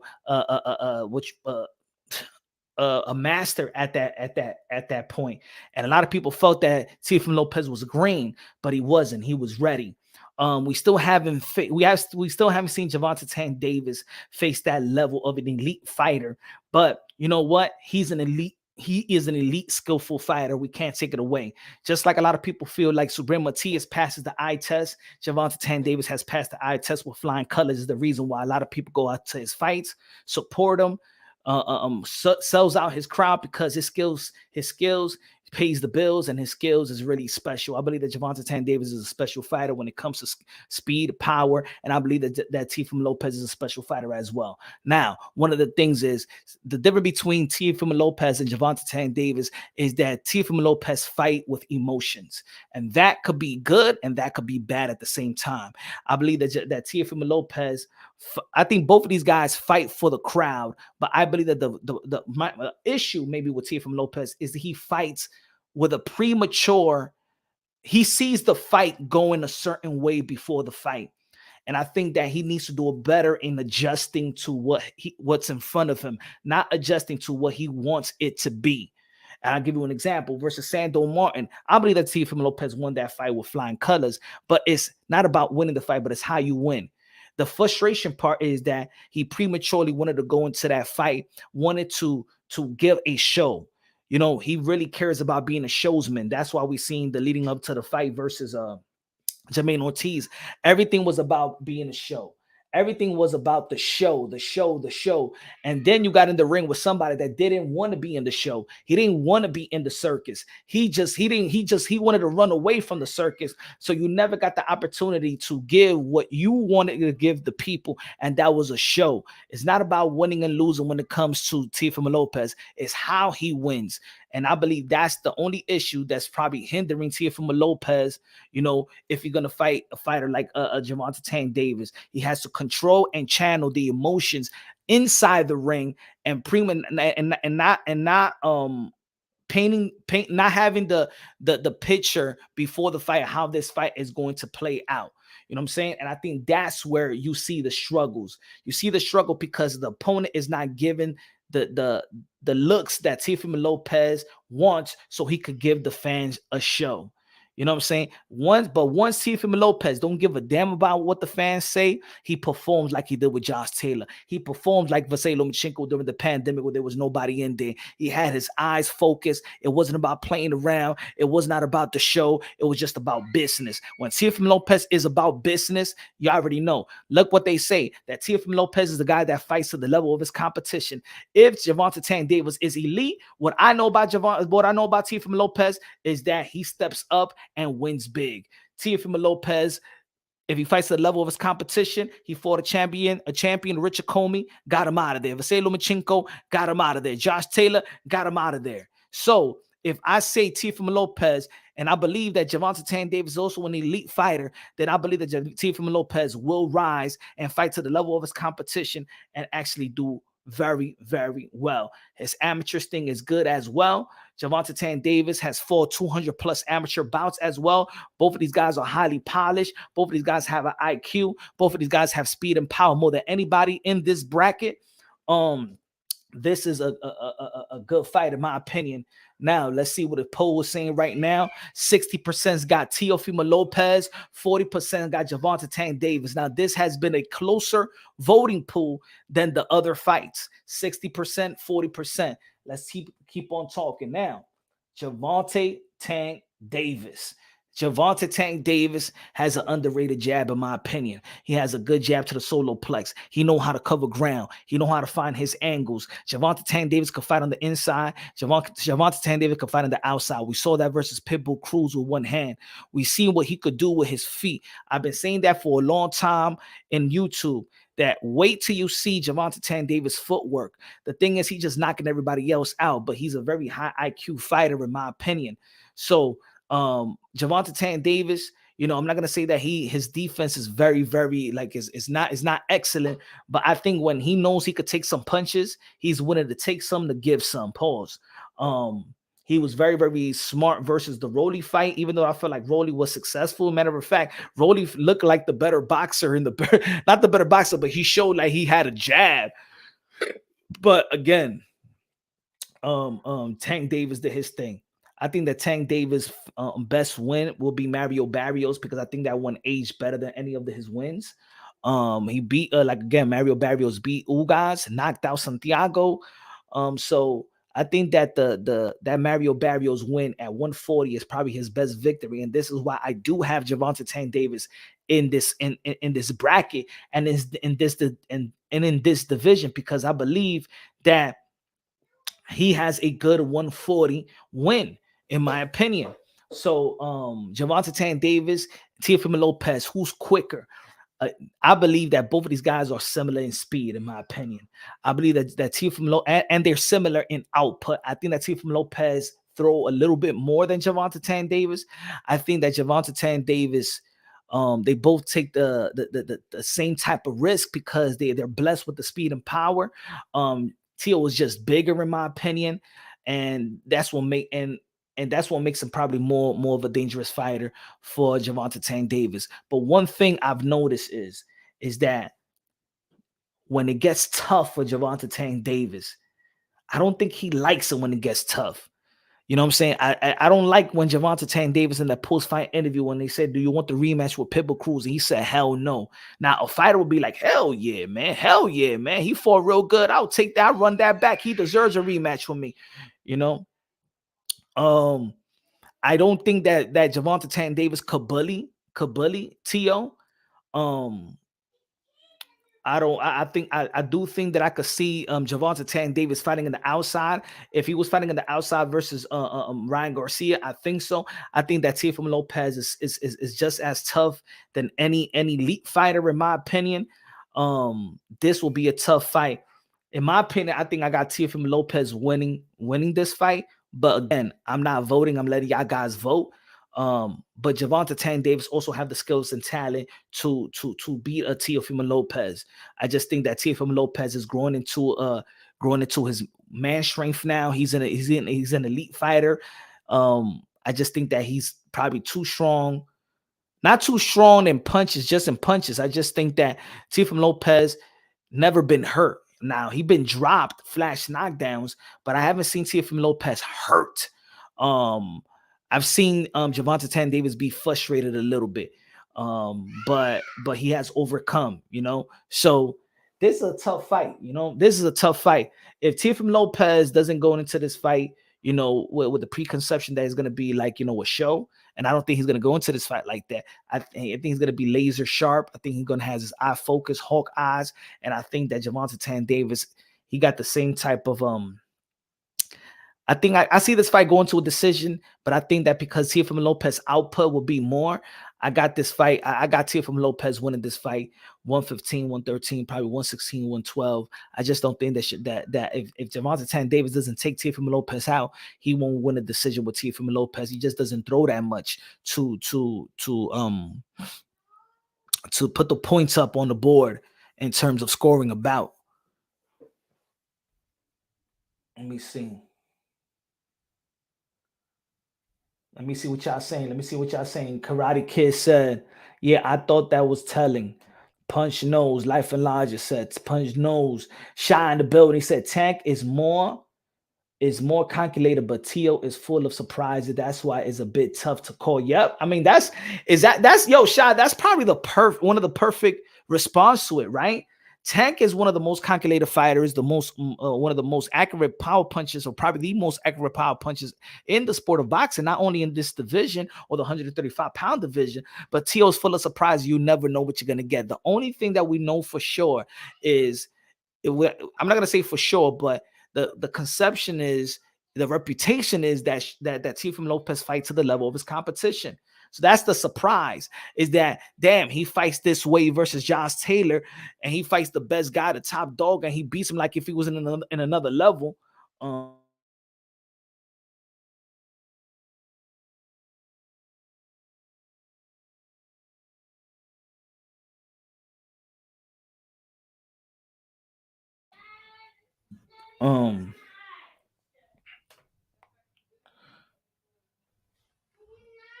So yeah, Tio's full of surprise.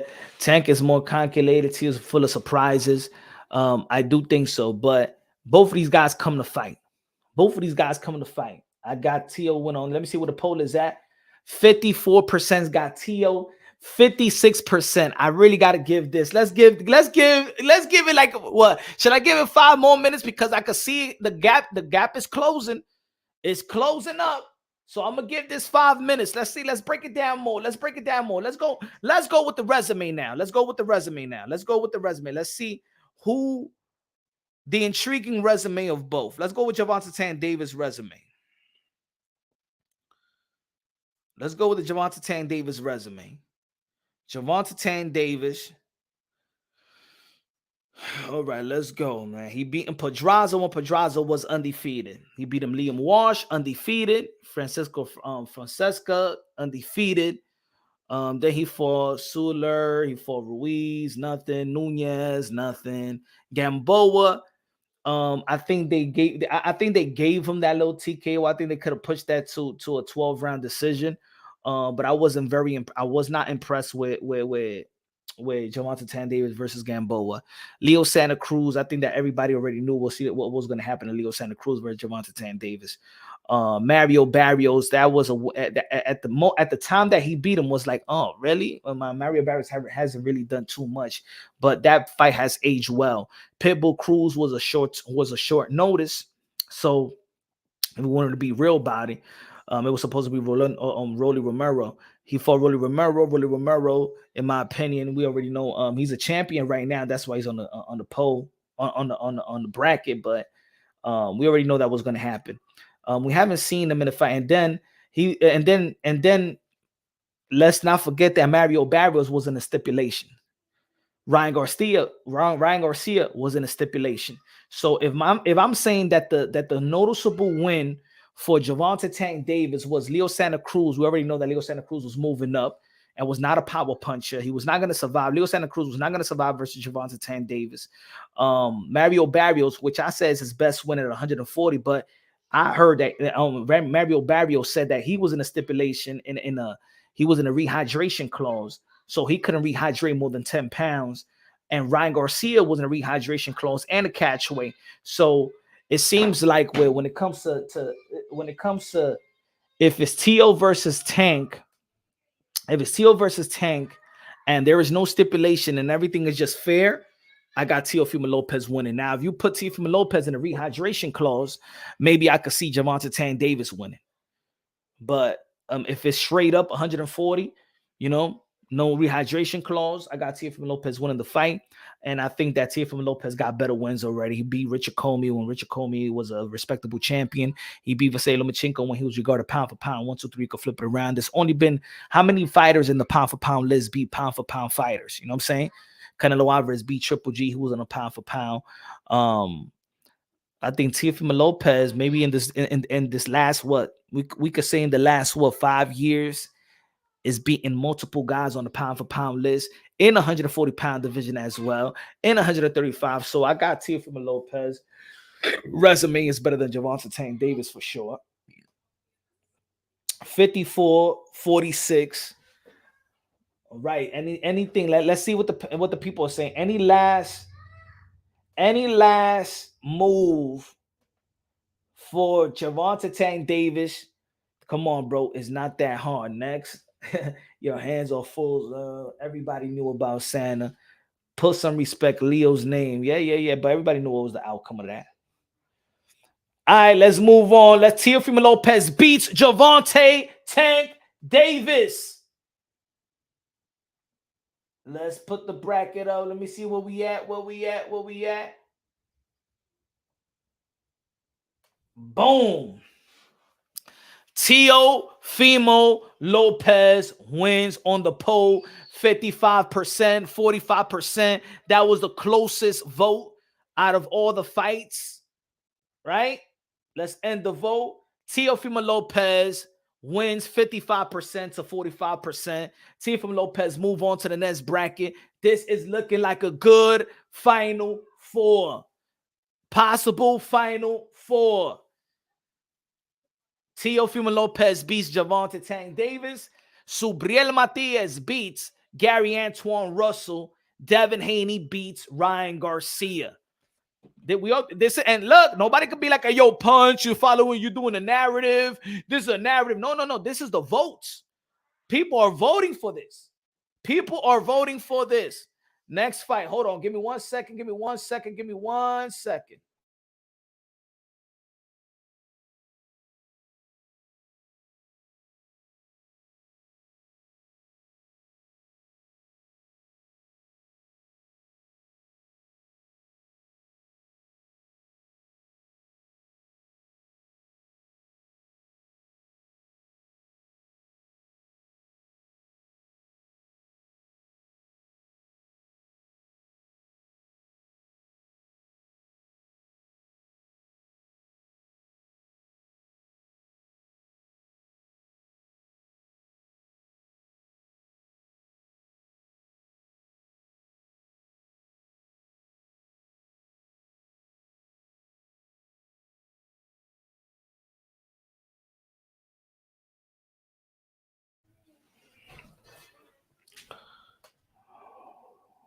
Where we at? Where we at? Hold on. All right. Rolly Romero. Let's go. Rolly versus Pitbull. Who wins? They're going to be fighting March 30th. Co-main event. Keith One Time Thurman, Tim Zoo. Rolly. Pit. This is going to be a tough one, maybe. This may be a tough one right here. This may be a tough one. Get your votes in, ladies and gentlemen. Get your votes in. Get your votes in. This fight is actually intriguing because both of these guys are a little bit reckless. This fight could really be dirty. I can actually see this fight being a no contest. I can actually see this fight, losing control. I could see this fight. I've seen before in several fights, Rolly Romero getting points taken off. I see Pitbull Cruz, lunging with his head. I could see a cut in this fight. I think that this is. I think that Pitbull Cruz probably is I didn't like Pitbull Cruz last fight, to be honest. I didn't think that he fought very, very well his last fight. I think Rolly Romero has been a manufactured fighter. So I think Pitbull Cruz just got a little bit more skills, but I think that's the reason why I think that Rolly has been in the position that he's in. He's a very confident fighter. I think his mouth has got him in the position that he's in more than his skills. Put it that way. You know what I'm saying? So when we're talking about skills, I think that Pitbull Cruz got more skills. I think that, again, Rolly Romero mouth has gotten himself in the position that he's in more than his skills. He should have lost to Jackson Martinez. He should have lost to El Viejo Borrazo. He should have lost to, hold on. Rolly Romero should have lost to this man right there. He should have been on the pole. My fault, y'all. He should have been in the bracket versus Richardson Hitchens as well. So he lost. I feel like he was gonna lose to this guy. I feel like he was going to lose to. I think he lost to Jackson Martinez. I think he's been getting gifts after gifts after gifts by the WBA. No wonder the WBA likes Rolly Romero. He lost to Tank Davis as well. And looking at the poll, you notice in the bracket that Gervonta Tank Davis has beaten 3 guys in this bracket. And this is the reason why, again, I had to put Gervonta Tank Davis in this bracket. But he lost to Teofimo Lopez. Tank beat Ryan, Rolly, and Pitbull. Right now, this is Gervonta Tank Davis leftovers that's fighting against each other. I would love to see a rematch with Gervonta Tank Davis down the line. Gervonta Tank Davis and Pitbull Cruz too. I think that's a good matchup, in my opinion. Savage said, "What's good? Grandpa's about that life." people saying that Tia was not beating Tank or casuals. Whatever, Daddy Floyd, take that training wheels off Tank, put him in against the elite opposition. Facts, Alex, facts. I like Tank, but I've been waiting for them to take the training wheels off, man. Maybe that's the reason why people ain't vote for him. You know what I'm saying? Pitbull Cruz right now, 63% is leading the way with Rolly. That fight is going to be a Barnes and Burner. I don't understand why people is complaining about this. Oh, the pay-per-view. Who's complaining? Hey, yo, everybody going to pay for the pay-per-view, man. I hope y'all pay for the pay-per-view and don't be a thief. I hope y'all don't steal from this fight. I think this is a good card. I think that Al Heyman PBC is stacking up the cards. I think that Tim Tszyu versus Q from Tom Thurman. If you look at the styles, if you look at the matchup, everything is screaming. It's going to be excitement. You got good names. You got Lara. You got Fundora. You got Pitbull Cruz Rolling. You got Keith Thurman versus Tim Tszyu. I don't know why there's people out here that wants to be a party pooper. For me, they're not boxing fans. You know what I'm saying? They're not boxing fans. They're not a boxing channel. Absolutely. D-Wiz is saying absolutely paying for this fight. Of course, man. Absolutely paying for this fight. PBC deserves the next few fight cards going to be even better. Yeah, man. I don't understand why people. I don't understand these type of fans. And I did a video early on. I said, yo, there's people in this community that they understand that there's a community out there to take advantage from. It's not about boxing anymore. It's about keeping the narrative alive, enabling a narrative, catering to a narrative, and then capitalize off it. It's not about boxing because this is a good card. Now, yo, you don't want to pay for it? Cool, you don't want to pay for it. At the end of the day, they're saying that this is going to be a bad pay-per-view. It doesn't seem like it's going to be a bad pay-per-view for Tim Tszyu in Australia. Let's not forget that probably that's the reason why this fight is on pay-per-view, Amazon Prime, because they're going to Amazon Prime in the USA, but it's going to be on Fox out there in Australia. And let me tell you like this, if you do your homework, Tim Tszyu has already been ranking up 100 plus pay-per-view buys by fighting nobody out there. As a matter of fact, Tim Tszyu's last fight, it wasn't even Tony Harrison. I believe one of the last fights he fought out there and before the Tony Harrison did 100 pay-per-view buys. It actually did more than George Kambosos versus Devin Haney won. So for the people out there that feel like it's gonna bomb, look, stop looking at PBC's pockets and things of that nature. And there's some good fights there. Keith Thurman never let nobody down in terms of entertainment value. I believe win, lose, or draw. Even when he lost to Manny Pacquiao, he fought hard. He doesn't cheat his way. He doesn't cheat when it comes to type of performances. Tim Tszyu is an exciting fighter as well. We're boxing fans. We want to see some good fights. But Rolly Romero and Pitbull Cruz, both of these guys also, they throw haymakers. Somebody's going to get caught. I don't see this fight going whole 12 rounds.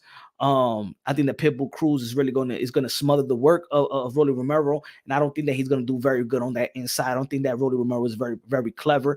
I don't think that Rolly Romero ever seen anybody like Pitbull Cruz, the way he's going to attack him, the way he's going to have to be punching down, in my opinion.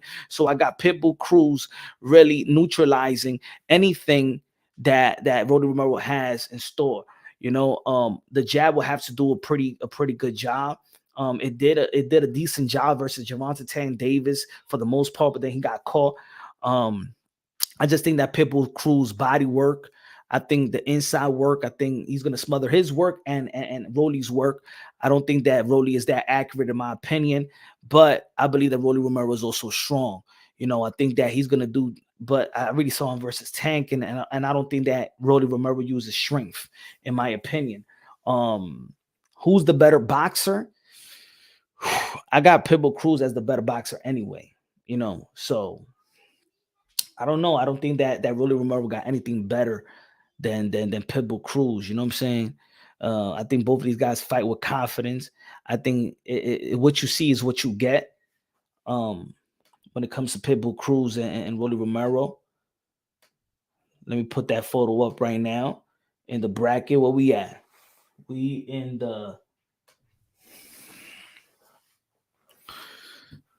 So I don't think that there's so much. They got so much limited skills that is not so much of a of a breaking down. Pitbull Cruz is a very pressure fighter. He's a good pressure fighter, and I think his pressure is actually efficient. I don't think that Rolly ever been an efficient fighter. You know what I'm saying? Again, I think that he got bunch of big breaks, in my opinion. I never.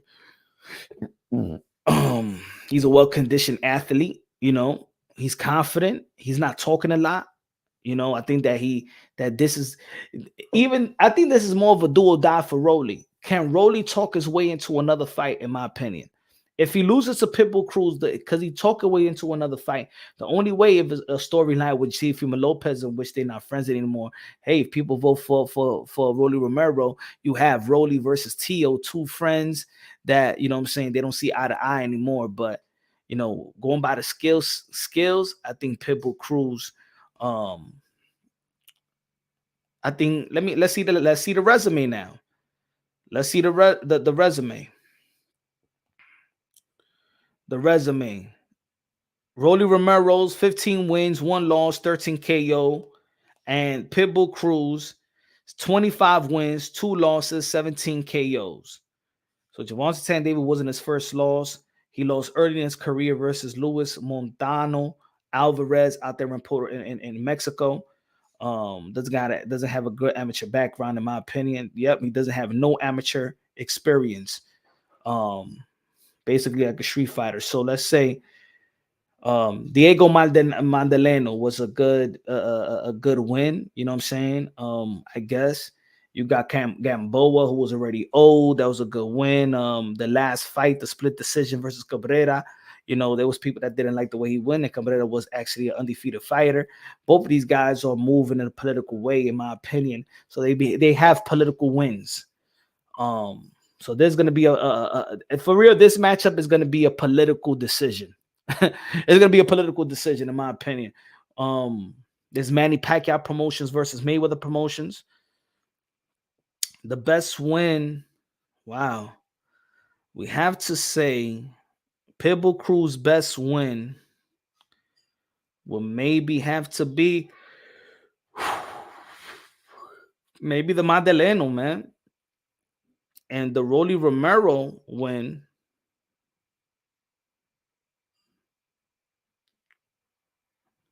And Rolly Romero best win.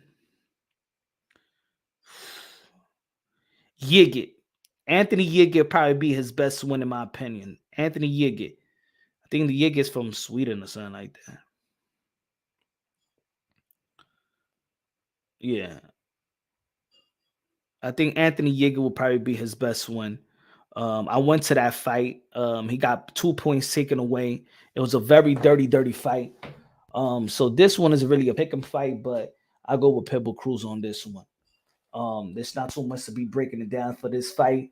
Let's go Pitbull Cruz. Pitbull Cruz, 54%, 46% for Rolly Romero.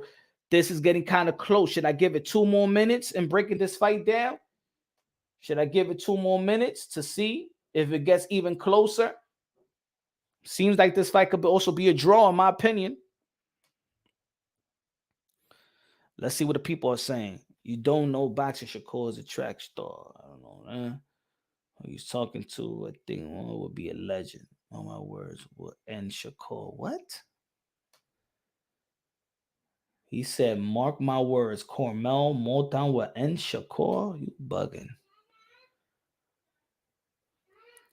I don't know about that.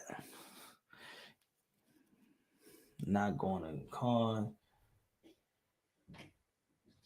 I don't know about that. Let's see what he could do later on in his career. Hope the Pitbull wins because I don't see Rolly fighting anyone interesting. True. 54%. Let's end this one. It got so much limited work and limited skills for Pitbull Cruz moves on to the next bracket, to the next round. Pitbull Cruz wins. Pitbull Cruz, what was it? It was 54%. 54% Pitbull Cruz win, right? 53% Pitbull, 46% is Rolly Romero. Oh man, now we're going to the final 4, y'all. We're going to the final 4, ladies and gentlemen. We're going to the final 4. Boom. We're in the final 4.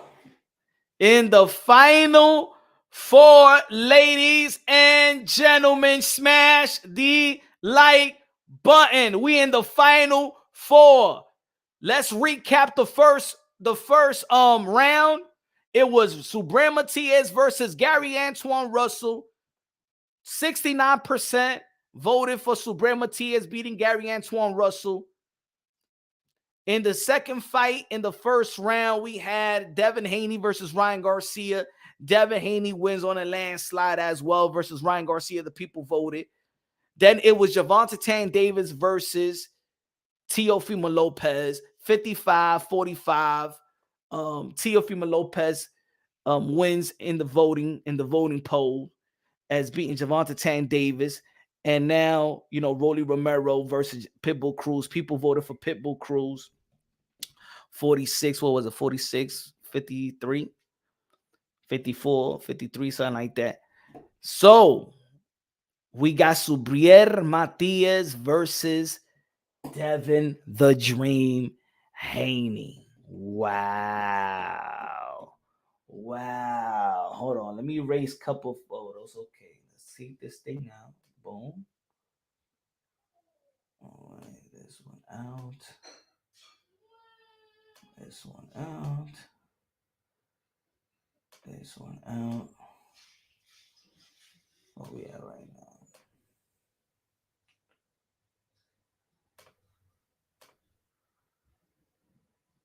Okay, so we are. Oh, this one out. All right, folks. Let's put the voting. Matias versus Haney. Haney versus Matias. Unification bout. WBC IBF.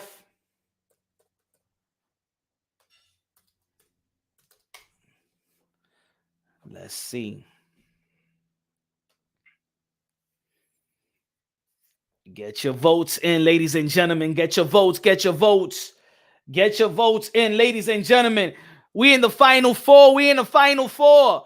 Right now, we're doing Subriel Matias versus Devin the Dream Haney. The IBF Junior Welterweight Champion, Subriel Matias from Puerto Rico versus Devin the Dream Haney, San Francisco / Las Vegas, the 2-division world champion, undefeated, lightweight, undisputed world champion, currently holding the WBC strap as he moved up right away for Regis Pro Grace. No tune-up, no nothing, no inserting himself in the division. Just went straight for the guy that was holding the belt, Regis Pro Grace, and became champion. Ladies and gentlemen,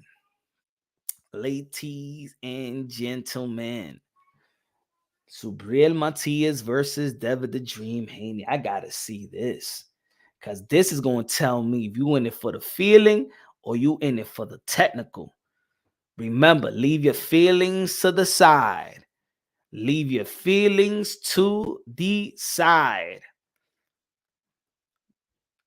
Devin Haney has faced good fighters.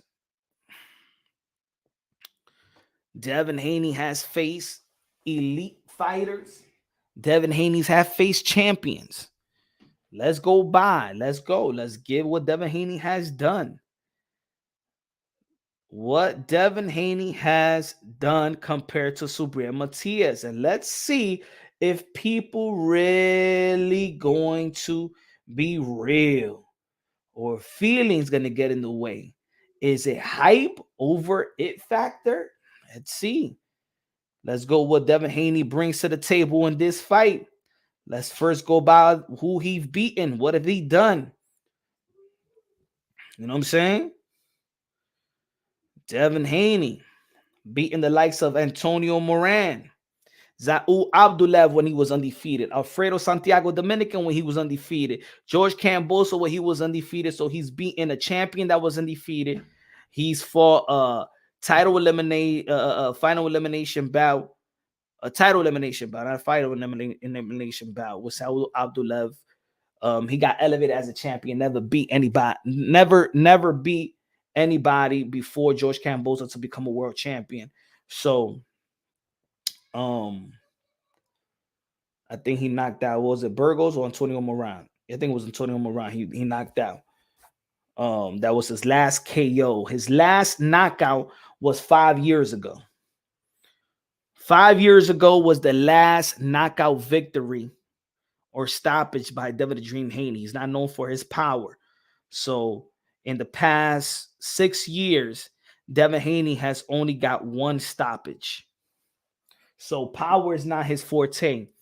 Matter if he's the bigger fighter, taller fighter, whatever, he actually not the one that was carrying the punches, but he's carrying the IQ.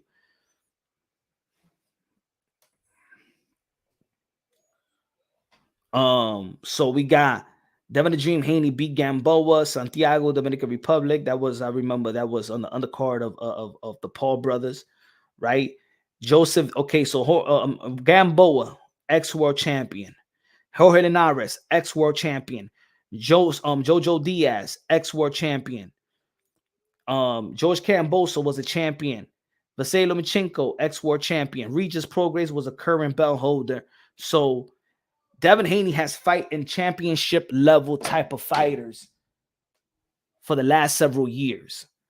Subriel Matias, hold on, let me take this thing. Subriel Matias has not faced any champions. Again, like I said in the beginning with Gary Antoine Russell, Subriel Matias has not faced any champions. Subriel Matias is not undefeated. He lost one time, but got his get back with the same person that he beat. He hasn't fought any noticeable names. Doesn't have the only noticeable win was actually beating Ponce to capture that vacant world title. So Devin Haney is got a better jab. I believe his IQ is better. I believe his defense is better. But in the sport of boxing, I also seen that a brawler could beat up a good polished technical fighter. We seen that with Ricardo Mayorga versus Forrester. So skills not always pay the bills. There's another one.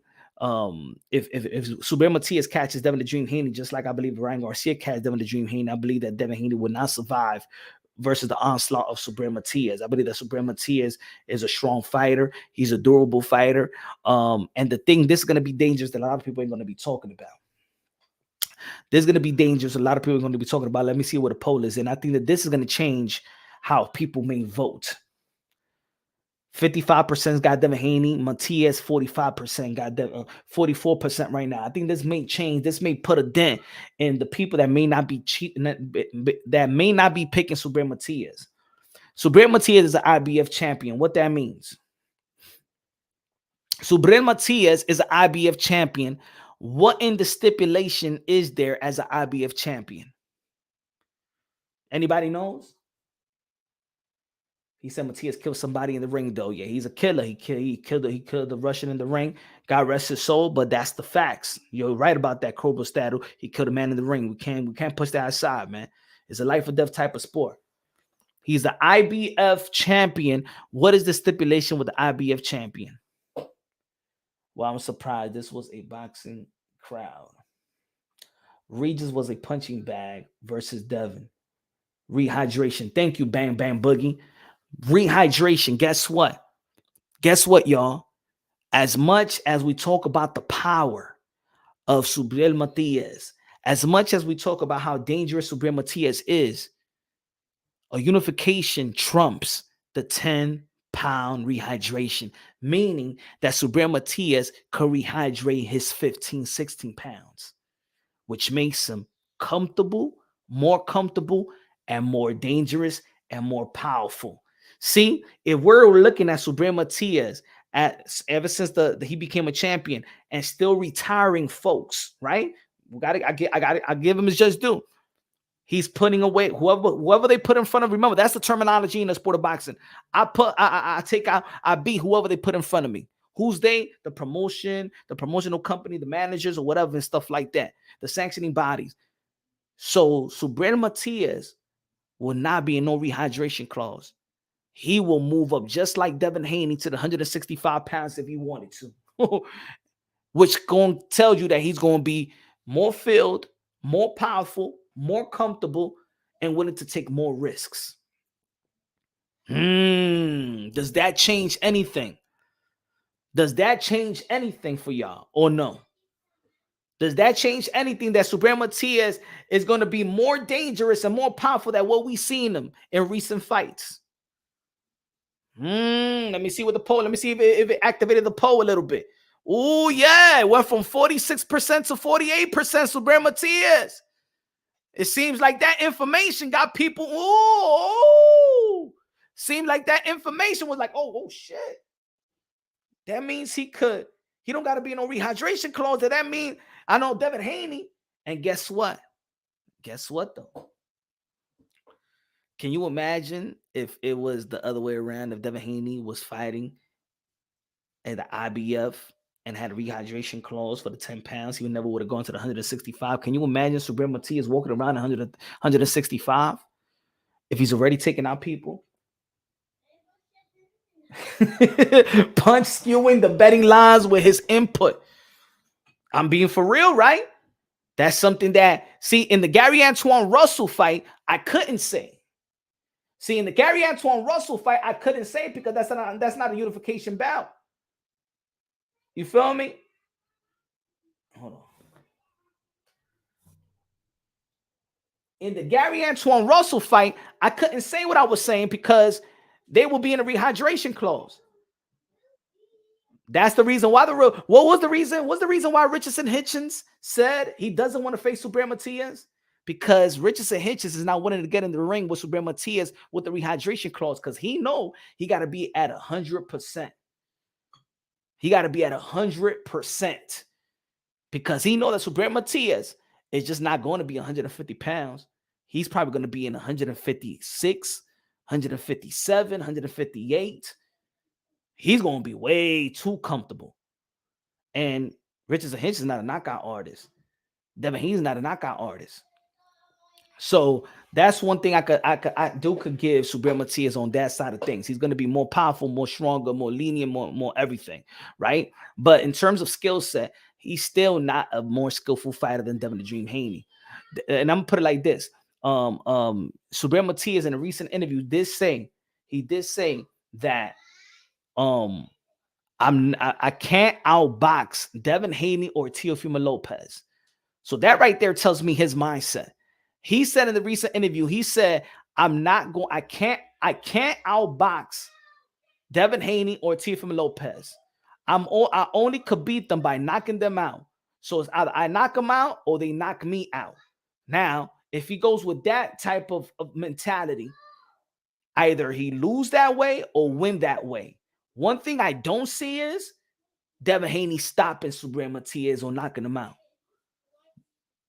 But I do see Subriel Matias doing the same thing. Like I said, if Ryan Garcia could put a hurt on the Devin Haney, I could see Subriel Matias. If he put hurt on Devin Haney and he smells blood, I think that Subriel Matias could get Devin Haney. But in terms of IQ and footwork, and if I don't like the footwork too much of Subriel Matias.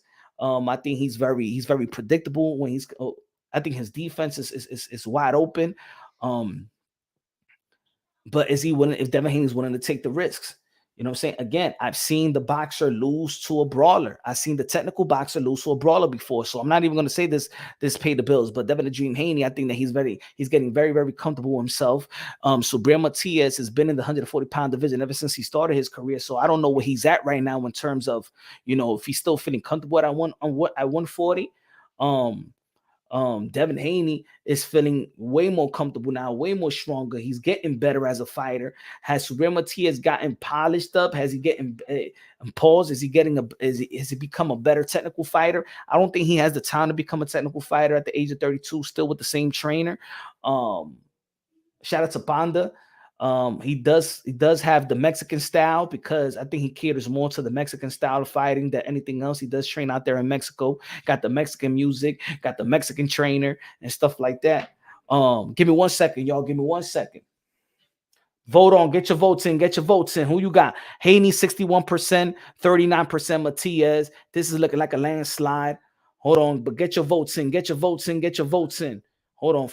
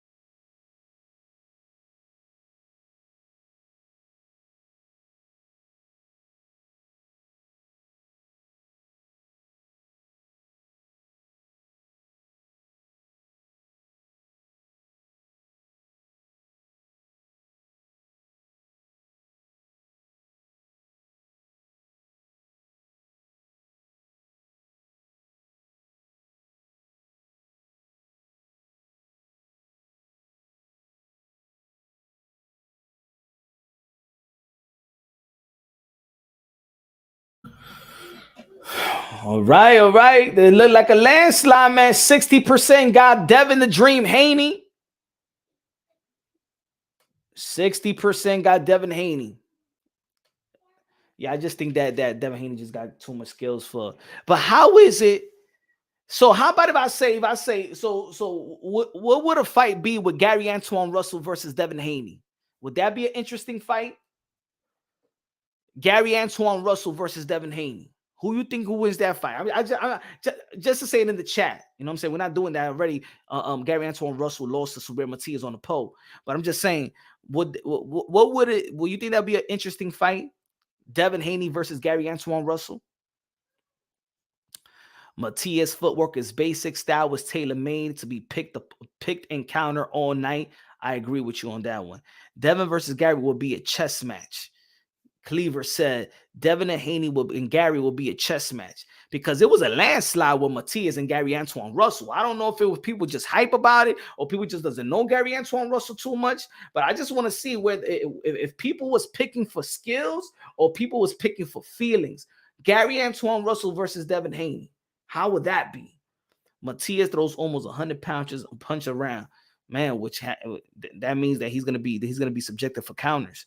Matias has been dropped by lighter fighters. That's facts.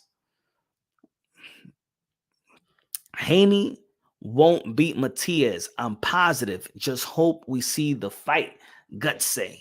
Why? Let's break it down. Hey, yo, let's break it down. When we make statements, Guts, break it down a little bit for us. How would Matias neutralize Devin the Dream Haney? How would he beat him? How? Skillfully. What would be the strategic to beating that Matias has on his toolbox to beat Devin Haney? Because Devin Haney rarely loses rounds, man. He rarely loses rounds. Haney won't be able to handle Matias' pressure.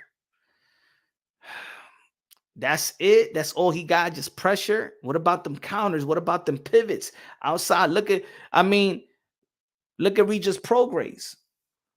Regis, man, he made Regis Prograis look like a D-level fighter. Nobody thought of Regis Prograis like that. I remember, yo, Guts. Last year, I remember my channel was talking about Regis Prograis and Devin Haney. And people were saying that Devin Haney don't got no power to move to the 140-pound division. That he won't beat none of the elite fighters at 140 because his power doesn't transition to the 140-pound division. And look how he made Regis Prograis. He made Regis Prograis look like he's not even no near his level. No near his level. So is pressure just going to be it, my brother Guts? Is pressure going to be it? To beat Matias, you need hella stamina and power. No power, Matias is on your ass. Pause. I got Russell beating Haney. He a boxer, puncher, banger. Too much pressure and IQ. Hey, yo, man, that's a tough fight. I really don't know what people were seeing in the first fight with Subriel Matias and Gary Antoine Russell. A landslide. Almost 70% of the people picked Subriel Matias beating Gary Antoine Russell. I didn't see nobody giving me a breakdown on how Matias is going to beat Gary Antoine Russell. But I was very surprised at the poll. Put it that way. I was just very surprised with the poll. Because if you put Gary Antoine Russell versus Teo, I'll be like, yo, that's tough. I know what Gary Antoine Russell did in the amateurs. He beaten Richardson Hitchens. He beaten Boots Ennis 3 times. He's beaten dudes that is projected to be elite fighters. Easy. He's 17-0 with 17 KOs. I'm just surprised. Who's the smarter fighter? Devin Haney is the smarter fighter. Devin Haney got better footwork than Subriel Matias. Devin Haney got a better jab than Subriel Matias. Subriel Matias got a good go into the body. I like the hook to the body. And then the inside uppercuts. I think that Subriel Matias got a better uppercut than Devin Haney. I think he got a better inside game than Devin Haney. I haven't seen nobody try to tie up Matias like that to see where his strength is at or where his cleverness is at. Does he let himself just be clinched?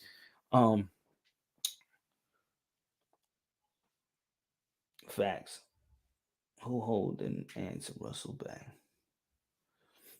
Haney don't have the cojones to fight Matias. I am not Bill Haney. Let me see.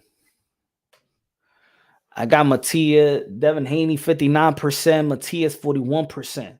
61 people already voted in. We got 2 more minutes. I don't think that Matias is going to catch up to Devin the Dream Haney. Devin Haney just got too much skills, too much of a resume, too much of a pedigree, too much of accomplishments for people to even pick a Matias. I think that this poll is actually being objectively, logically, and objectively. I didn't think that people was objective on that Gary Antoine poll, but it is all right. 60% versus 40%, 41% right now. 69 casuals. That's good. Haney dreamed himself to defend his undisputed status against Loma. He's got cojones. Smash that like button, Stephen Brown says. Smash that like button, ladies and gentlemen. Come on, man. This is a good live, man. This is a creative live.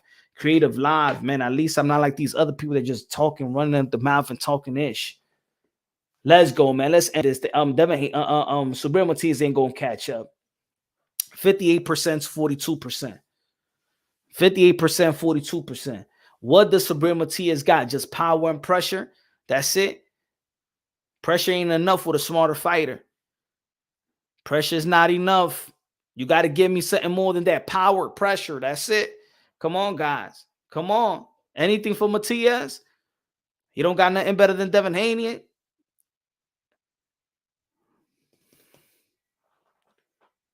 Life and I just said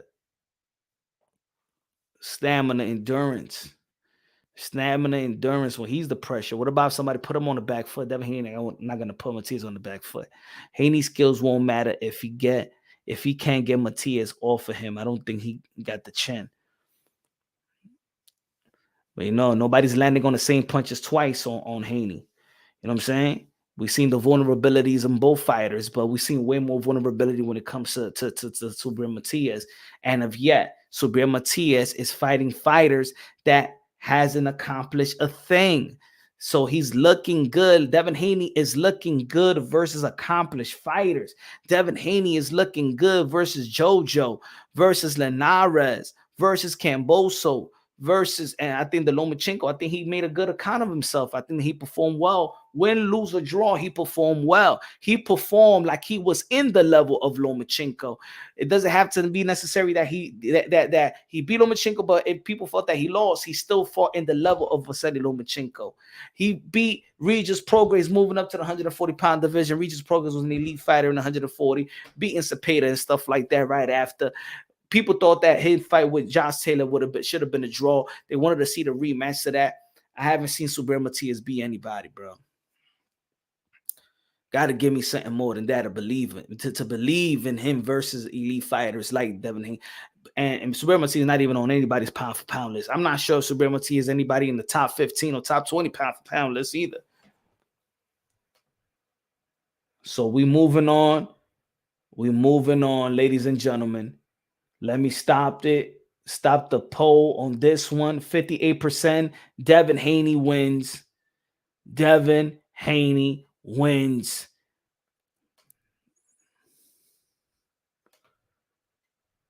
Hold on. Devin Haney wins on the poll. Give me a second.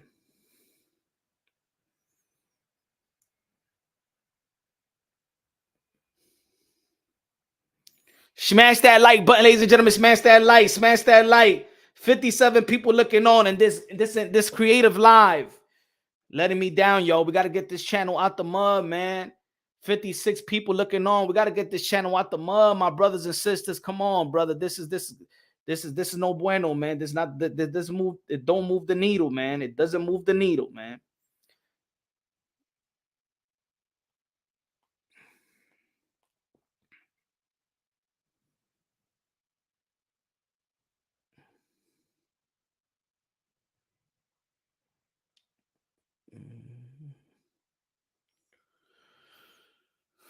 Oh, where we at? Where we at?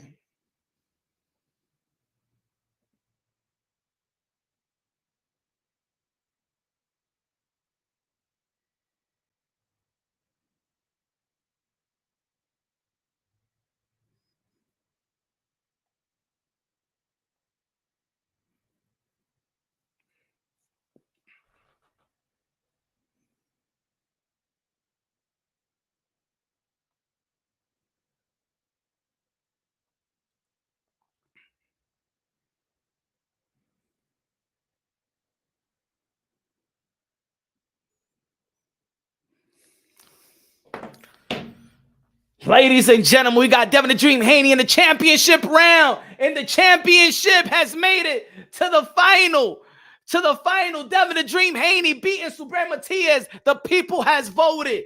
Devin Haney beating Ryan. Devin Haney beating Matias. Matias losing to beating Gary Antoine, but losing to Devin. Ryan Garcia didn't beat Devin Haney.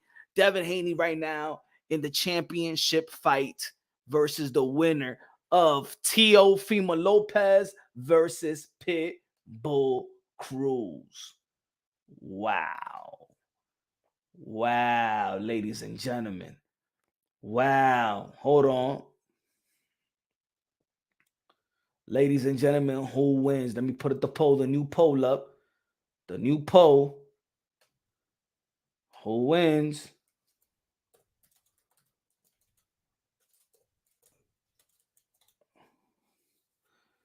Teo versus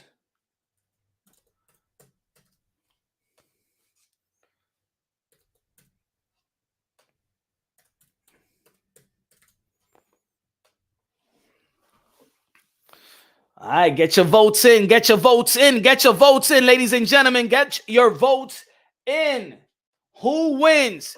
Teofimo Lopez versus Pitbull Cruz to go into the championship fight versus Devin the Dream Haney. Ladies and gentlemen, what do they say? That Teofimo Lopez fight to the level of his competition. They say he struggled with Nakatani. Nah, he ain't ready for Loma or Richard Comey. That's what Timothy Bradley said. Then he fought a champion, Richard Comey, and knocked him out. And then he fought Vasily Lomachenko and outboxed him. And then he fought George Kambosos and got defeated in a split decision victory by George Kambosos. People thought he should have never lost to George Kambosos. Right? But of course, like I said in the beginning of the video of the live, yes, health did impact his performances. But once you step inside that ring, can't have no excuses because every fighter could say the same thing. Even when you show the proof and things of that nature, it is what it is. He lost his title versus George Kambosos. Then he fought Pedro Compa, moved up to the 140-pound division, knocked him out. But of course, a lot of people didn't give him a lot of credit for that because they feel like they didn't know who Pedro Compa was. And then his next fight was versus Sandor Martin. It was supposed to be Jose Pedraza, but Jose Pedraza was sick. Sandor Martin was last minute, not last minute replacement, but last week's replacement. Sandor Martin retired. Mikey Garcia, the X4 Division World Champion. People feel like he struggled. I had him winning, like that was an easy fight to score, but people didn't feel like that was Teofimo Lopez at the highest level. The whole world saw people Teofimo Lopez question himself, and there's people out there that felt like Teofimo Lopez lost that fight. Level of his competition. Then people who felt he was an underdog versus Josh Taylor, winning versus Josh Taylor, and then he beats Josh Taylor to become what he is today. So, does it still implement with Pitbull Cruz? Then he fought Jermaine Ortiz. Jermaine Ortiz, for me, he beat Jermaine Ortiz easily in the scorecards, but a lot of people didn't feel like he looked it great, to the point where ESPN themselves have taken Teofimo Lopez out the pound-for-pound list. They feel like Teofimo Lopez is inconsistent. So people felt that versus Gervonta Tank Davis, he would have showed up and beat Gervonta Tank Davis on the pole just like y'all voted for him. But then here comes Pitbull Cruz. Pitbull Cruz is not an elite fighter. But the problem is, does Teofimo Lopez will fight to the level of his competition versus Pitbull Cruz? Now, the difference is what people have an indication, and they feel like there's been a blueprint that has been created for Teofimo Lopez. That he just doesn't do well with runners, with marathon runners. He doesn't do with boxers that's just not trying to really engage with him on the outside. And they feel like Teofimo Lopez can't cut the ring off. I'm just going by what people are saying, what pundits, trainers, ex-world fighters are saying. Yet, Pitbull Cruz is not a runner. Pitbull Cruz is a pressure fighter. So we can't say that Pitbull Cruz is actually going to do what Jermaine Ortiz and Sando Martin did. What is Teofimo Lopez? One of the best counter punchers in the sport of boxing. What is Pitbull Cruz? A pressure fighter that's going that pressure fighter. Let me say it like this. For a counter puncher, a pressure fighter is almost heaven. So, does Pitbull Cruz got the skills to beat Teofimo Lopez? No. Pitbull Cruz, in my opinion, skills is tailor-made for Teofimo Lopez. His pressure is tailor-made for Teofimo Lopez. Now, let's talk about other pressure. What type of pressure? Educated pressure. Educated pressure. We could also say this. When Vasily Lomachenko was pressuring Teofimo Lopez, that's when Vasily Lomachenko was winning certain rounds, right? In their fight. Because the Subriel Matias started smothering Teofimo Lopez, started to get on the inside. You saw Teofimo Lopez pushing off instead of punching his way out like he did in the 12th round, right? So we see somebody could also be successful in putting pressure, but yet we see the adjustment made when it's pressure. Now, a pressure of Vasily Lomachenko was, I think, is a way different pressure than a Pitbull Cruz. Pitbull Cruz is a different type of pressure. You know what I'm saying? A lot of physicality, a lot of really putting you on your back foot. Yet I believe that he has good footwork and where he also could adjust to it. He could also throw some counter shots, just like Gervonta Tank Davis actually did. Subriel Matias don't got a good educated jab. He just throws it out there just to get into the inside. Teofimo Lopez have not used the jab as much as he should. But when he does, we can see that he can neutralize an elite fighter like he did versus Vasily Lomachenko. So when he uses the jab, he makes his job way easier than what it is supposed to be. I think that the only thing that Pitbull Cruz could do to Teofimo Lopez is smother his work and go on the inside and make it a dirty fight. But being a dirty fight is not gonna win you the round as well. He got to throw some educated combination of punches, and it has to be clean combination of punches, almost like George Kambosos did. But again, Teofimo Lopez did adjust it in the championship round. So one thing about Teofimo Lopez, he does adjust within the fight. Pitbull Cruz is what you see is what you get, and a smart fighter with an IQ like Teofimo Lopez could pick apart a Pitbull Cruz. You saw the last fight with Pitbull Cruz could have gone either way. I think that Teofimo Lopez beat Pitbull Cruz, but you know what I'm saying. I don't see how Pitbull Cruz could beat Teofimo Lopez in my opinion. Let me see where the poll is at. Smash that like. We got 42 people looking on. 83%. This is a landslide. Pitbull Cruz ain't catching up to Teo on this one.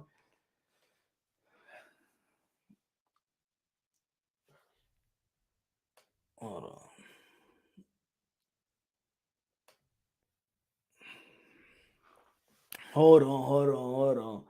So, who y'all got? Let me read the chat. Let me read the chat. Pitt, a hell of a fighter, and Floyd Mayweather voice. Viva Mexico, Life and Logic.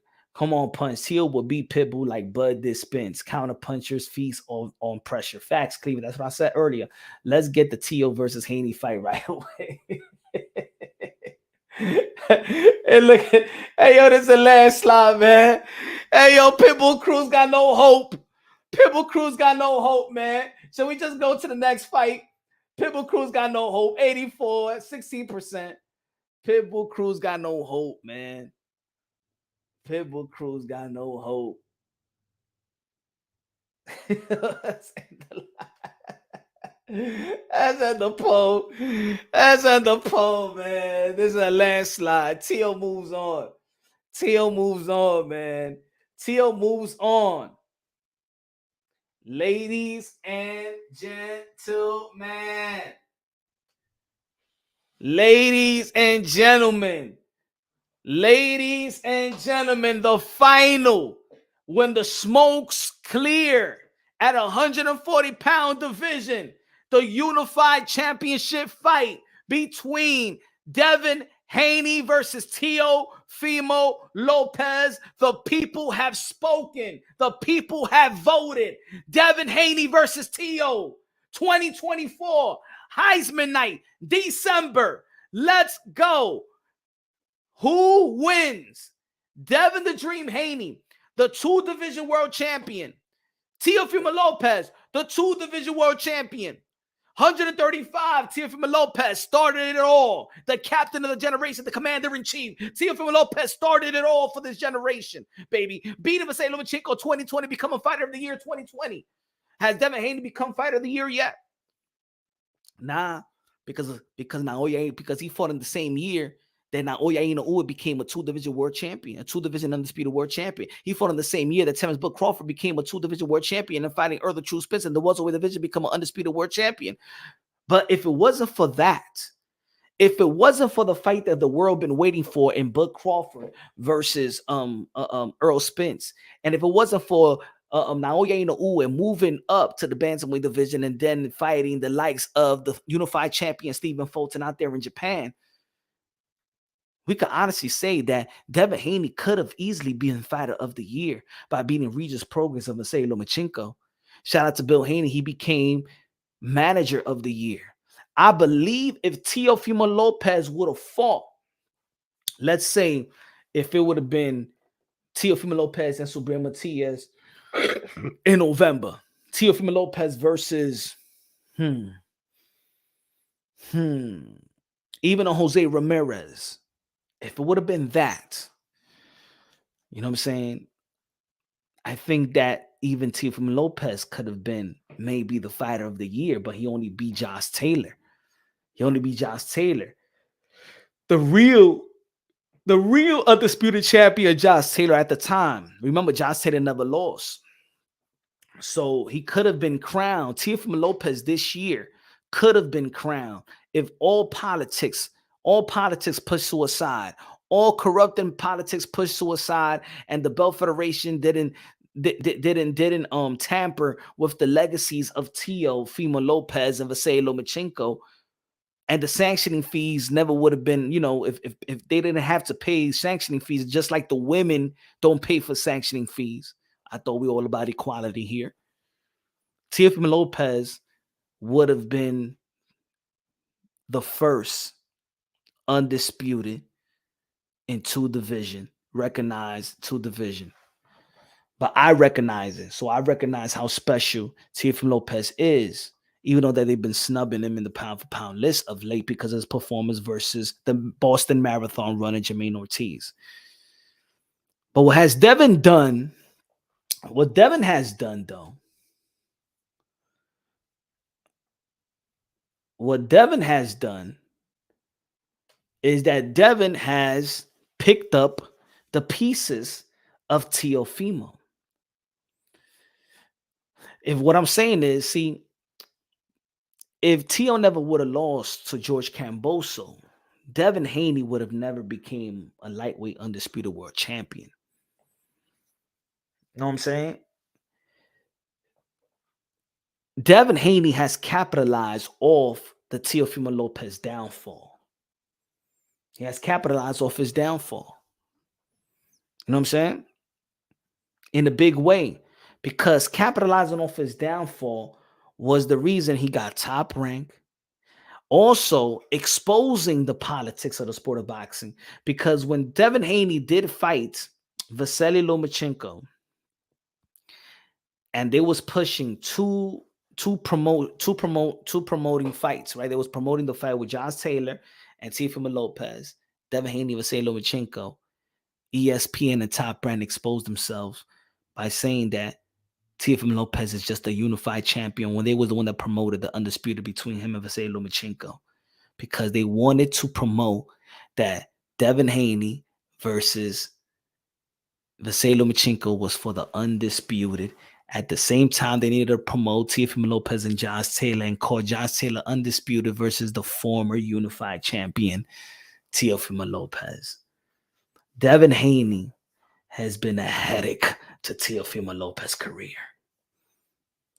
And they haven't even fought. But But let me see what it's good. Let me go. Man, I thought I even started the poll. Let's start the poll, ladies and gentlemen. Let's start the poll.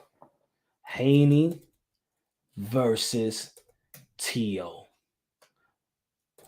Who wins? Ooh.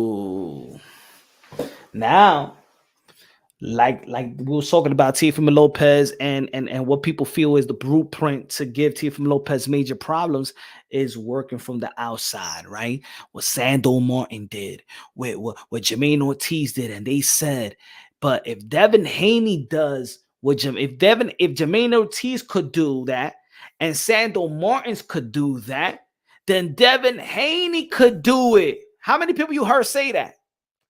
How many people you heard say that? Yo, if Jermaine Ortiz could move like that and he can't cut the ring off versus Jermaine Ortiz, and he can't cut the ring off versus Sando Martin, then of course Devin Haney is going to do the same thing Jermaine Ortiz and Sando Martin did. How many people you heard in the boxing community say that? One problem I have with that. One problem that I have with people saying that, hey, if Jermaine Ortiz could do that and he can't cut the ring, and Teofimo Lopez can't cut the ring off, and Sando Martin could do that, and Teofimo Lopez can't cut the ring off, then Devin Haney is going to do the same thing that Jermaine Ortiz and Sando Martin did. But if you tell me that, is that a blueprint to beat Teofimo Lopez? No. You know why? Because those blueprints never beat him. Because those blueprints never beat Teo. Those blueprints just made it it made the fight not entertaining. It made the fight it wasn't exciting. He didn't win like a spectacular victory and things of that nature, but it's not a blueprint to win. I mean, to lose. It's just not a blueprint to look good. That's the blueprint. Do you want to make Teofimo Lopez not look good? Fight like Jermaine Ortiz and Sando Martin. But if you want to beat Teofimo Lopez, well, you have to engage yourself. Why they don't say that the blueprint to beat Teofimo Lopez is George Camboso? Instead of saying base pump. 68% got Teo winning. 32% got Devin the Dream Haney right now. Ladies and gentlemen, Teofimo Lopez is winning on the poll right now. Ladies and gentlemen, we got the championship bout. The championship bout when the smoke is clear. When the smoke clears. When the smoke clears, get your votes in right now. Devin Haney versus Teofimo Lopez. Subran Matias beat Gary Antoine Russell. He moved on. Devin Haney beat Ryan Garcia. He moved on. Then it was Subran Matias versus Devin Haney. And then the people voted that Devin Haney beat Subran Matias. On the other side, it was Teofimo Lopez versus Gervonta Tank Davis. People voted that Teofimo Lopez beats Gervonta Tank Davis. And then people voted whether who wins, Rolly versus Pitbull Cruz. People voted for Pitbull Cruz. And then it was Teo versus Pitbull Cruz, and people voted Teo would beat Pitbull Cruz. So now we are here right now. Devin Haney, Teofimo Lopez. I believe two of the most decorated champions of this young era. Decorated champions. He's a WBO lineal champion. Teofimo Lopez is the king at 140. Devin Haney beat Regis Prograis. He's undefeated. That Teofimo Lopez is not undefeated. I believe that we've seen more vulnerability come from Teofimo Lopez, but we see more spectacular performances come from Teofimo Lopez. Right? We see more vulnerability come from Teofimo Lopez, but we see more epic performance with Teofimo Lopez, because Teofimo Lopez is probably the only fighter that has beaten multiple pound-for-pound fighter at the time that it was pound for pound. And what we've been saying about Teofimo Lopez, they say that Teofimo Lopez fights to the level of his competition. So if he fights to the level of his competition, what type of level you think that Teofimo Lopez is going to be fighting Devin the Dream Haney? So, hey, if you could see it that he fights to the level of his competition when he's fighting lesser competition, but when he fights elites, what Teofimo Lopez shows up? Could Teofimo Lopez neutralize the jab like Vasily Lomachenko did? Yes. Because at the time, we seen that Teofimo Lopez neutralized Vasily Lomachenko like we never seen Vasily Lomachenko neutralized before. And at the time, Vasily Lomachenko was regarded pound for pound. 1, 2, 3, you could flip it around. They called him high tech, but we ain't never seen nobody high tech like Teofimo Lopez. When it comes to the A, when he's in his A game, Teofimo Lopez is unbeatable. No matter if you a southpaw, he a southpaw killer too. Let me see what the poll at right now. 67% got T.O. beating Devin the Dream Haney 33%. Now, Teofimo Lopez, the last opponent that he stopped was Pedro Compa. Before that was Richard Comey. So in the last several fights, and look, to become the world champion, he knocked out Richard Comey in the second round. Devin Haney, to become a world champion, he got elevated as a champion at 135. He didn't really pay his dues at 135 like that. And then he faced George Kambosos, who many feel now that George Kambosos, especially with the Maxi Hugh fight, a lot of people feel like George Kambosos had his Buster Douglas moment. Do anybody have George Kambosos beating Vasily Lomachenko? Devin Haney, they say loss of Vasily Lomachenko. People feel George Kambosos beat T.O. T.O. beat Vasily Lomachenko. Does anybody here got George Kambosos beating Vasily Lomachenko in May? I think they're going to be fighting in May or June. He said, Mugga, this is a pro T.O. channel. No, it's not. This is a pro boxing channel. This is a pro boxing channel. Now, look, there's one guy that comes out of nowhere and now messes it all up. I have not even been voting. I haven't been voting. First is, this is a pro Latino channel. Then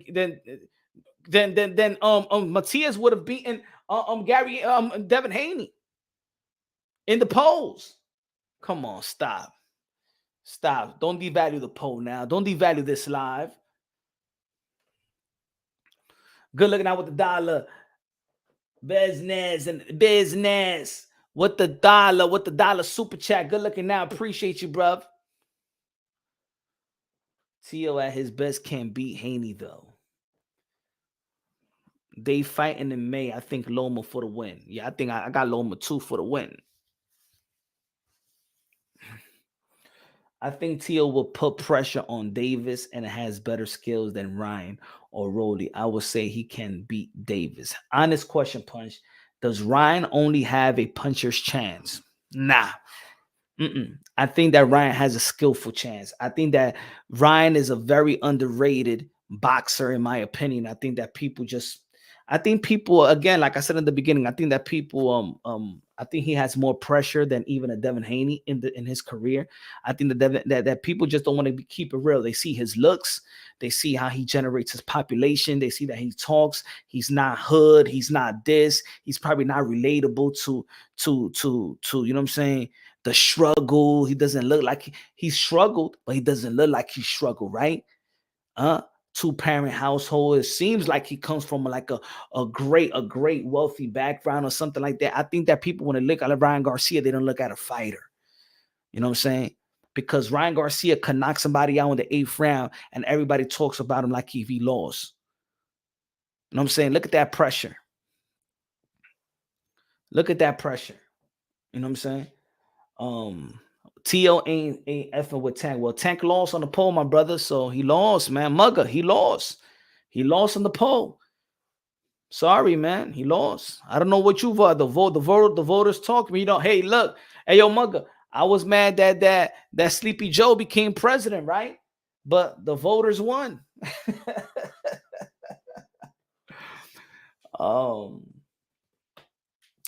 Then Devin Haney. Devin Haney has an educated jab, but I think we've seen that jab get neutralized before. He has to go toe-to-toe with Teofimo Lopez. Do I think that Devin Haney could go toe-to-toe with Teofimo Lopez like he tried to do with Vasily Lomachenko? Hell no. I think that Teofimo Lopez is more athletic, quicker than Devin Haney. I believe that Devin Haney is smarter. I think that, and the reason why I feel like I think that Devin Haney fights a little I think that Devin Haney looks like he fights smarter than T.O. because Devin Haney understands that he is not blessed with that God-given speed and power like Teo and Tank are blessed with. So he limits himself from taking risks because his twitch muscle can't make him, he can't rely on taking the risk. In terms of Teofimo Lopez, he could dance around, he could sidestep, he could pivot, he could turn southpaw and play around with you. Devin Haney can't afford to do that. You know what I'm saying? So it may look like Devin Haney is that has more of an IQ than Teofimo Lopez. I believe when you could do that, you have a high IQ. That's like Gervonta Tank Davis. They could take some punches to give some punches. I think they're fighters by nature. I think that Devin Haney is a boxer by nature. You feel me? I think that Teofimo Lopez will outbox you and can outpunch you, and I can outfight you like he did to Vasily Lomachenko in the 12th round. He was outboxing, and then he fought to win the fight. Gervonta Tank Davis, he could box with Mario Lopez, but he could fight. He could turn it up and fight you and beat you. Devin Haney, I feel he don't lose rounds, but and he throws more punches than Teofimo Lopez. So I do feel like that Devin Haney could give Teofimo Lopez a little bit of a problem when it comes to punch output. But I think that Teofimo Lopez is more of a devastating counter puncher. I think that Devin Haney could counter punch, but Devin Haney is 1-2 single shot type of punches. You know what I'm saying? I think that Teofimo Lopez could up the punch count if he fights Devin the Dream Haney to separate himself just a little bit. But I think the jab work is going to do good. I think Devin Haney got a good right hand and stuff like that. I think Devin Haney got a good polished defense, got good reflex.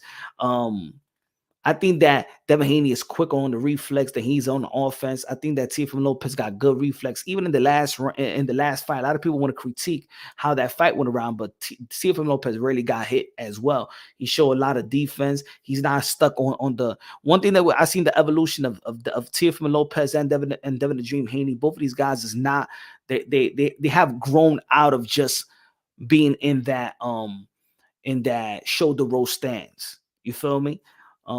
So I believe there's some growth for both of these guys. I think that Devin Haney got better momentum because of the opponents that's in front of him. I think these opponents are catered and tailor-made. I think Regis Progress was a little bit tailor-made for Devin the Dream Haney. And I don't think that guys like people were saying, yo, Jermaine Ortiz switched to southpaw. Yo, that was genius. I mean, it was genius to survive. It wasn't genius because Teofimo Lopez, his best victory was against southpaw. So why would you turn southpaw? But I'm gonna tell you like this. This is something that I was saying earlier about amateur. And this goes with the Devin Haney and Ryan Garcia. On paper, Teofimo Lopez look like should beat the crap out of Jermaine Ortiz. But because of the amateur, because Teofimo Lopez already beat Jermaine Ortiz in the amateur, Jermaine Ortiz gave him a different look. Because if Teofimo Lopez was prepared for the Jermaine Ortiz that he already beat, Jermaine Ortiz had to give him something that he never seen before. So what? Teo couldn't adjust to this newfound Jermaine Ortiz. I know this guy, why he's fighting like this. You know what I'm saying? I know this guy. He was expecting the Jermaine Ortiz that he already fought in the amateurs. Now, and that's why I say for the people to listen, don't be pushing the amateur to a side. Oh, that's just the amateur. That shit ain't going to work in the professional level. Maybe the shit ain't going to work in the professional level that y'all did in the amateurs, but you could adjust to it. See, like I said in the beginning, Ryan Garcia and Devin Haney knows each other more than anybody else. But how about if Ryan Garcia gives him a look that he never seen? How about Devin Haney gives him a look he never seen? You got to put him in an uncomfortable situation. I think that Devin Haney got the skill set to put Ryan Garcia more in an uncomfortable situation, especially now that he's grown into his man strength, sitting down on his punches, of which he really never did before. And he got Teofimo Lopez. So in this fight with Teofimo Lopez and Devin the Dream Haney, they have sparred before. There's stories in the second sparring that Teofimo Lopez did his thing. against Devin Haney. And I'm gonna say like this: Bill Haney, when he's going at it with Teofimo Lopez Sr. on my channel, he never said that part didn't happen. So I think that Devin Haney knows Teofimo Lopez very well, and he knows what he's done to the elite fighters. He's been in the ring, and he's been he's talked. I think he sparred with Josh Taylor before. He's worked with Josh Taylor because of Ben Davison. The thing is with Teofimo Lopez, you don't know which Teofimo Lopez is going to show up. You don't know. We all know. I think I know which Devin Haney is going to show up. I think Devin Haney shows up as the same type of fighter. Of course, he's gotten a little bit better in terms of now sitting more on his punches, but I don't think that he's going to do that with Teofimo Lopez. So I could see this fight. It could be a 115, 113 Tio, in my opinion. But if Tio again, he fights at the level of his competition. So if that's going to be the stigma about Teofimo Lopez, then against Devin Haney, he'll beat him. But Devin Haney hasn't been beat.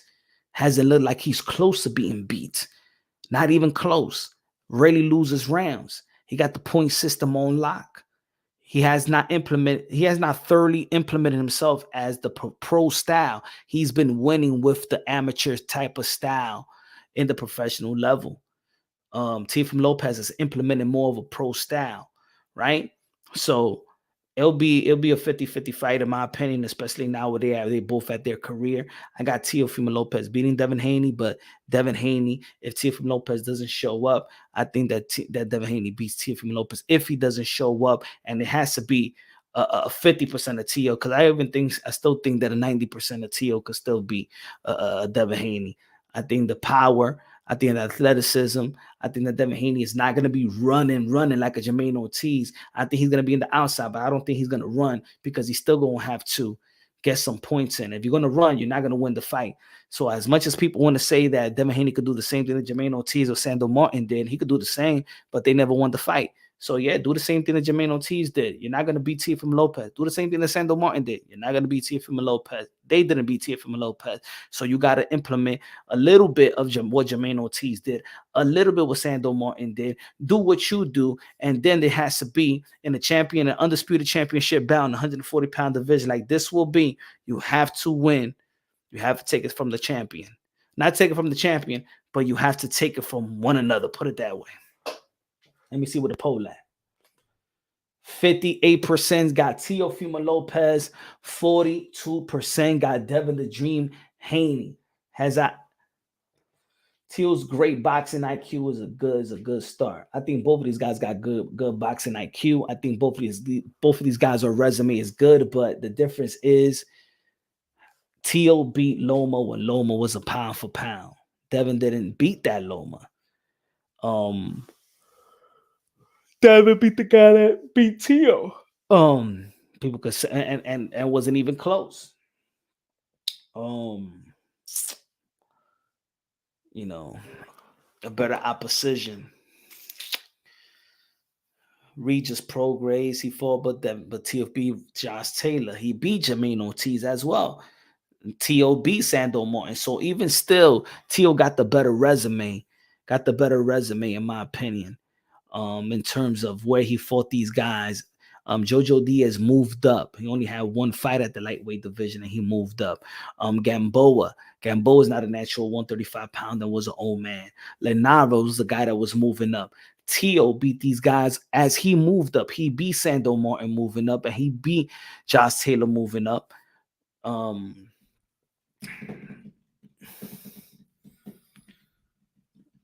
he's been the underdog to those fights. He's back on full attack. Charles Edu Cheese in the building. What's good? Queso.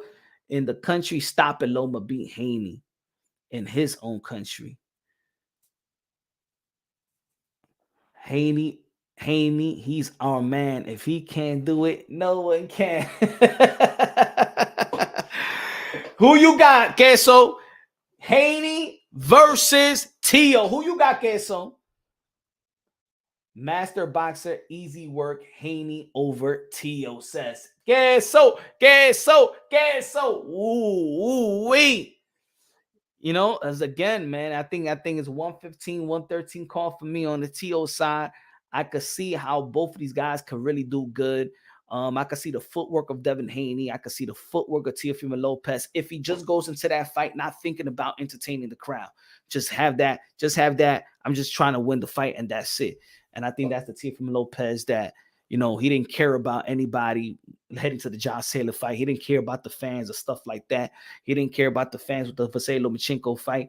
When the back is against the wall, he doesn't care about, he's going to go out there and do what he got to do. And I think with Devin Haney, he got to do the same thing. He's not going to play around with Devin Haney. So he's going to go out there and take it, not prematurely assessing that this is the fight and this is how it's going to go, Again, I think that with Teofimo Lopez, he got the punch to change how another fighter fights. There's certain, and I could see it. Look, Teofimo Lopez alters how Teofimo Lopez take the identity out of his opponent. You know what I'm saying? And he does it in different ways. Like, he doesn't have to knock you out like Mike Tyson. But I think that when people get in the ring, they notice how quick he is off his feet, how his reflex is and stuff like that, his twitch muscle, right? Like, Teo took the identity out of Lomachenko. Everybody, look, how many, okay, Teofimo Lopez, like, what the hell is Lomachenko doing? The same thing with Jermaine Ortiz. Jermaine Ortiz never fought like that. What the hell, why is Jermaine Ortiz fighting like that? We never seen Jermaine Ortiz fight like that. That's not the way he fought Hearing. That's not the way that he was fighting Vasily Lomachenko. Why is he fighting Teofimo Lopez? So it's something that Teofimo Lopez in that ring is bringing to the table. They got these fighters fighting that's not even their identity. He's taking their identity out. See, I don't think that this guy Haney has done that to anybody. I see that in Teofimo Lopez. He done it to Vasily Lomachenko. He's done it to Jermaine Ortiz. He's done it. Charles Edward Cheese Colojón $3. Super Chari Parica y la música de queso. La música de queso. La música de queso. Say he's got his own money. I mean, the boy has got his own money. No.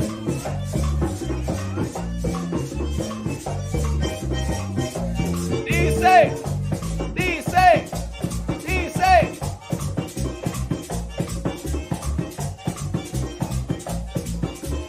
Pausa de Luis. Lo que está bebiendo usted.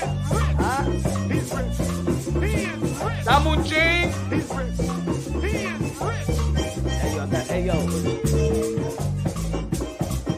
Yo, I got to go to the liquor store porque ya I ran out. Yo, Charles de Cheese, ya ran out. Me estoy bebiendo de todo, me estoy poniendo gordo, ya. Me estoy poniendo gordo, estoy bebiendo todo. Estoy bebiendo, soy borracho. He's rich. He is rich. He's got his own money. Say he's got his own money. I mean, the boy has got his own money. DJ Camelo. Let's go. Charles Edward Cheese in the building. Pa' un shot de Luis. A comprar. Shot. Everybody. Ahí para la barra. A beber de todo. Y a pegar cuernos a las mujeres.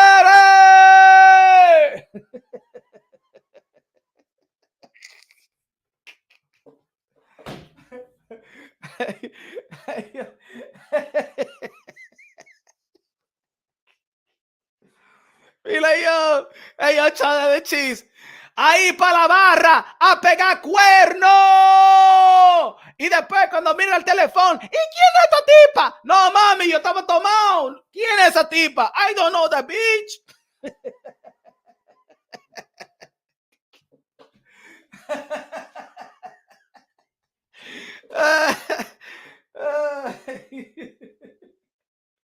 No, that's it. Look, the Mama Juana se fue, mi hermano. La Mama Juana finished, man. Everything finished, man. Everything finished. Yeah, I gotta go to the liquor store, yeah. Yeah, se tomó todo. Se tomó todo. No, Mama Juana, mira, tengo esto, ya. Nothing, my friend. Nothing. No way Tio lost a Cambosa, man. Yeah. Punch happy. He about to get some Mama Juana. Nah, no Mama Juana. No Mama Juana. Too sweet. A comprar clase azul. Eso, clase azul. Clase azul. A comprar clase azul. A comprar cases de Golden Drac de 9,000. ¿Te gusta eso, Charles and Cheese? Golden Drac. I ordered some weed from New Jersey. Yo no fumo, mi hermano. Yo no fumo. Karate Kid. I don't smoke, man.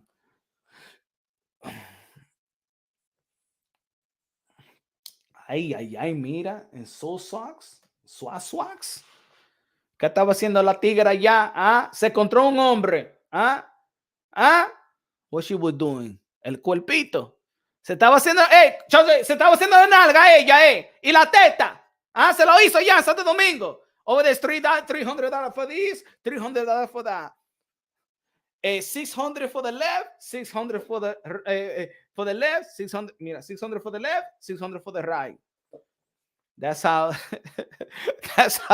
that's how this guy had his chick. What's his name? Ugas. Yo, you seen Ugas like 7 fights ago? His fiance had the titty, the ass, nothing like that. And every single fight, you know what I'm saying? And up to the Manny Pacquiao fight, because the Manny Pacquiao fight, he said, "That's it. You could do the whole body, baby." But you could tell that he wasn't getting paid that much. She did one titty at a time. She did one titty. He sent over to Colombia $300, or go to DR, get your right titty and stuff like that. Get your left culo, and then she get the Manny Pacquiao fight. That's it, mommy. You got to do one shot. One shot, you do your body, baby. That's it. No more. Yeah, you love it. Yeah.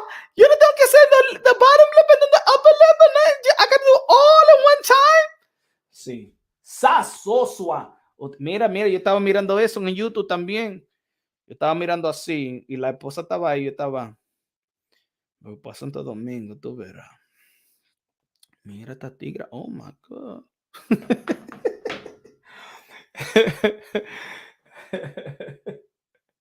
Español is my second language. Yo, stop tap dancing around the biggest fact that the chat Cambosa dropped Tio and beat Tio up, won the fight. Fact or fiction? Hey, he beat Tio. You know what I'm saying? But I just feel like people understand the circumstances and they're not neglecting the circumstances, Nunya. That's what it is. She said the man was on him out there. Hey, yo, that the men are doing the bodies out there? That's what you're saying? The men are doing the bodies out there in DR? Huh? Hey, yo, Tio can't beat Tank. He beat him. He beat him on the pole, man. Jay Breezy, he beat him on the pole. Y'all should have voted. He beat him on the pole. Why Tio can't beat Tank? Why Tio can't beat Tank? You know, can't is a word like can't, like can never happen. Why he can't beat him? Why? Like Tio ain't 2-time lineal. Huh? If Tio ain't beat Vasily Lomachenko when he was guarded pound for pound, 1, 2, 3, you can flip it around. If he beat Josh Taylor. He beat Rich Comey. He beat Sandra Martin. He beat all these guys. He got the best resume. What makes you think that?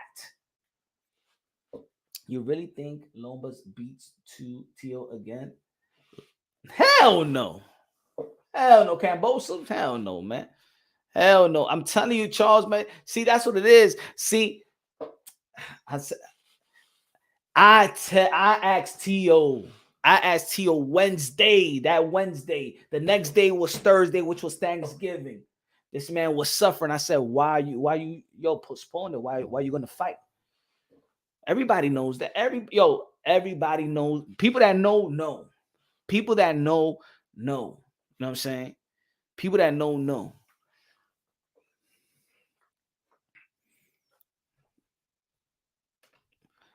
I should have videotaped that then. You know what I'm saying? I should have videotaped it. I should have when Tio's mom came down the stairs in the lobby.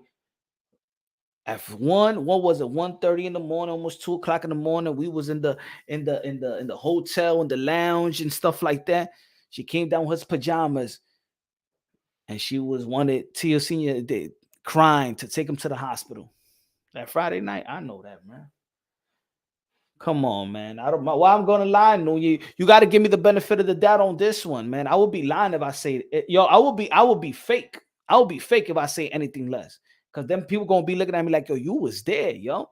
You were, yo, Punch, you was there. You gonna say that. You ain't gonna say what was real. Come on, I was there, bro. I even said he shouldn't fight.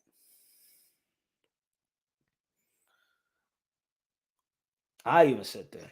I still got proof to this day. I still got proof to the text to this day. Punch, you gonna watch Loma beat up Cambosa? Of course, I'm gonna watch that fight. He damn near lost to Sando Martin and lost to Ortiz, the best resume. He didn't lose to Jermaine Ortiz, and he didn't lose to Sando Martin. That almost shit ain't a loss, Jay Breezy. That almost shit is not a loss. Hey, Gervonta Tank Davis, I could say the same thing with Pitbull Cruz. He almost lost to Pitbull Cruz. There was people out there that saw the draw. There's some people that felt like Pitbull Cruz won. That's why the people want to see a rematch with Pitbull Cruz and Tank. Come on, man. Y'all with that almost shit. Y'all ain't y'all feelings. Stop it, man. Y'all don't even want to watch Sando Martin fight again. When Sando Martin fight again? If he did beat Teofimo Lopez, why ain't nobody saying, yo, we want to see Sando Martin versus Tank, Sando Martin versus Haney, Sando Martin versus Ryan? Because y'all just following the narrative. That's what it is. Just say that y'all don't like Teofimo Lopez and move on. Y'all be following narrative for no reason. At least follow a narrative that has like an end, that has a good, that's gonna position you for something, right? Ain't none of y'all motherfuckers saying, I want to see Jermaine Ortiz versus Tank, because I feel like Jermaine Ortiz beat Tio. So I want to see Jermaine Ortiz versus Devin Haney. And for me, that's like the fight. None of y'all motherfuckers are saying that.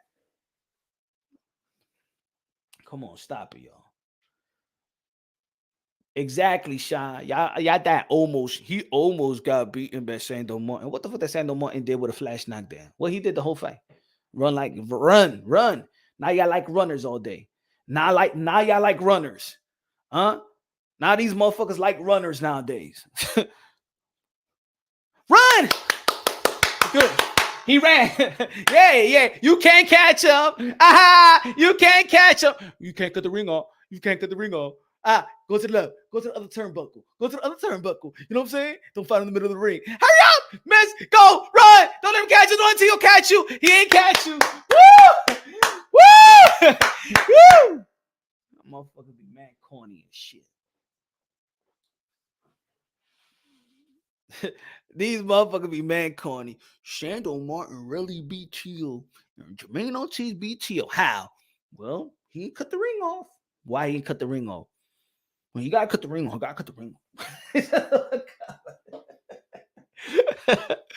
Those are your champion. Motherfuckers be trying to watch a race. Go to the pit. They motherfucker. Y'all don't know if y'all watching boxing or NASCAR. Go to the pit. Go around. He about to catch you, man. Come on, Jermaine Ortiz. Use them legs, man. Run. Don't get close to him. Yeah. Right. To the left. To the right. Bring it back now, y'all. Two hops. Take it back. Do the cha-cha. Move to the left. Take it back now, y'all. Take it back. He's catching up. To the right. Fuck out of here, man. How about y'all be like, hey, yo, go after it, Jermaine Ortiz. This is your opportunity, Jermaine Ortiz. Come on, man. This is your first opportunity to become a world champion. You got to take it from a champion. Let's put these punches together. Let's go, man. Counter him. Hit him to the body. Jab. Boom. Let's go. Y'all don't watch boxing like that.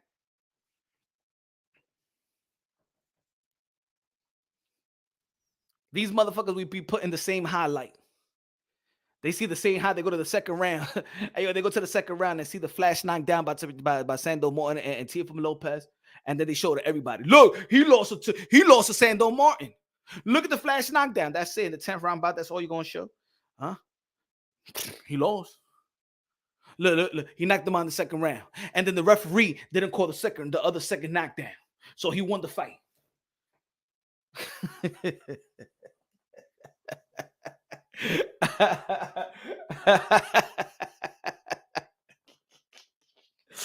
They do that shit to Devin Haney too.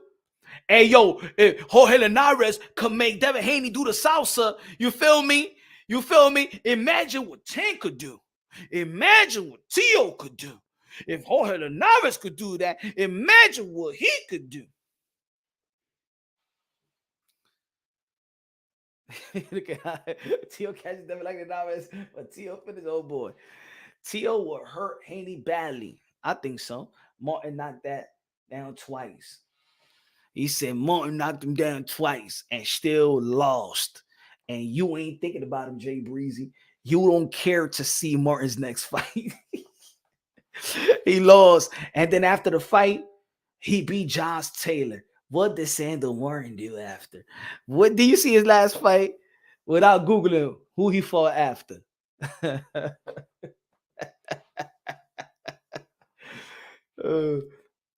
Man, you just mad that people voted for Teofimo Lopez in the vote. So let me see what the vote. Let me see what the vote. 57% voted for Tio, 43% voted for Devin Haney, and the winner when the smoke clears at 140 pounds, DBs, yo. When the smoke clears, ladies and gentlemen, when the smoke clears, the people have spoken. The people have spoken.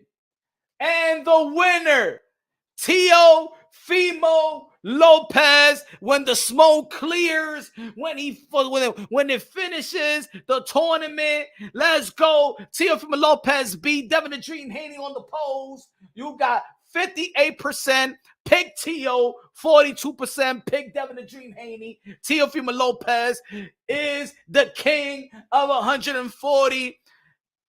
Let's go. Now moving to 147 pound after that. Fight Jerome Bruce Ennis. Move up, probably a catchweight. Fight Bud Crawford. The tournament, y'all. We did the 168 pound tournament several months ago. And Canelo Alvarez won in 168. We had everybody there. Don't get mad, y'all.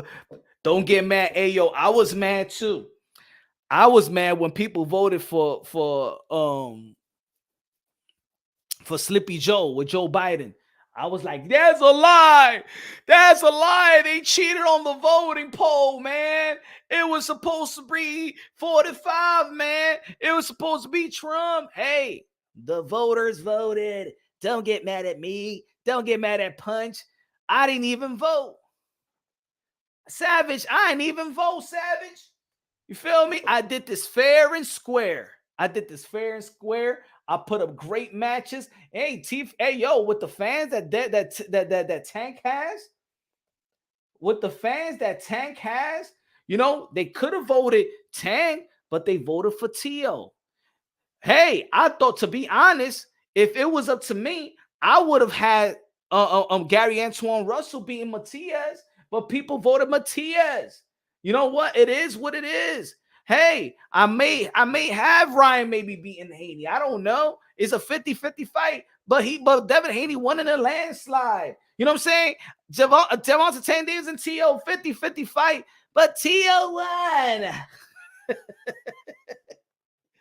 Why y'all mad at the voters, man? Why y'all mad at the voters? Y'all capping like calling the Cybertruck bulletproof. Come on, guys. He said can't stop a 45. Don't worry. We coming, we coming back. We're coming back. Yo, you remember the movie in Coming to America with the dudes in Trading Places? Mortimer, we're back. That's what I'm gonna say. Trump, we're back. Yeah, it was good. It was good. I want Loma Haney at 140. Let's see how Lomachenko does, Queso.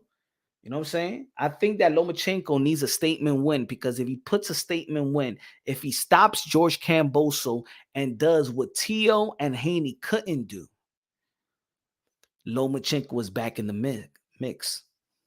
Yep. He'll make people a believer. But Maybe we'll see a unification bout. No, I'm not a unification bout. Cepeda versus Maxi Hugh. I think that Maxi Hugh. Who y'all got? Cepeda or Maxi Hugh? If I'm fighting at 70% of myself and do the stanky leg, I'm chin. Bro, let's see if Haney gets rocked at 140. I don't know if he get rocked at 140. We'll see. Y'all got Cepeda. Who y'all want? The winner of Cepeda Maxi Hughes to fight the winner of George Camboso versus Lomachenko, or y'all want the winner of Cepeda Maxi Hughes to fight Shakur Stevenson?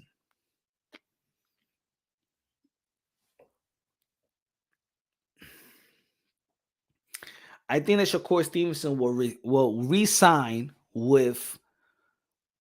Oh, you can't forget also Navarrete. Isn't Navarrete fighting for a vacant?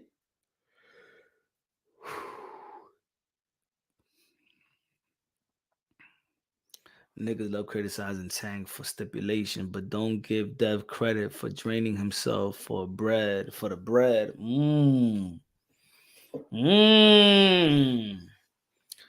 Niggas love criticizing Tank for stipulation, but don't give Dev credit for draining himself for the bread. And to be honest, you're actually true, because when I spoke to Bill Haney, I said, yo, I'm with y'all not fighting Vasily Lomachenko and moving up to the 140-pound division. Your son been up there since he was 14 years old. So got to give credit for Devin Haney. He could have, because Devin Haney could have easily go to 140. He didn't have to face Vasily Lomachenko, especially how they felt that Vasily Lomachenko took the franchise and things of that nature. So you got to give credit for Devin Haney to actually,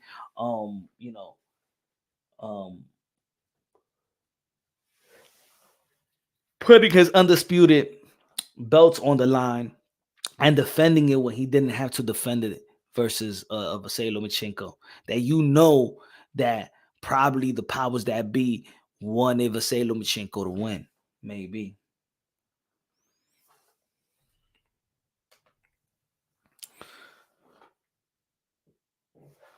I didn't close. Did I close the poll early? I haven't even closed the poll. The poll is still there. 58%, but there's no way that Devin Haney's going to catch on. Look, it's 58, 57. There's no way that Devin Haney's going to catch on. There's no way.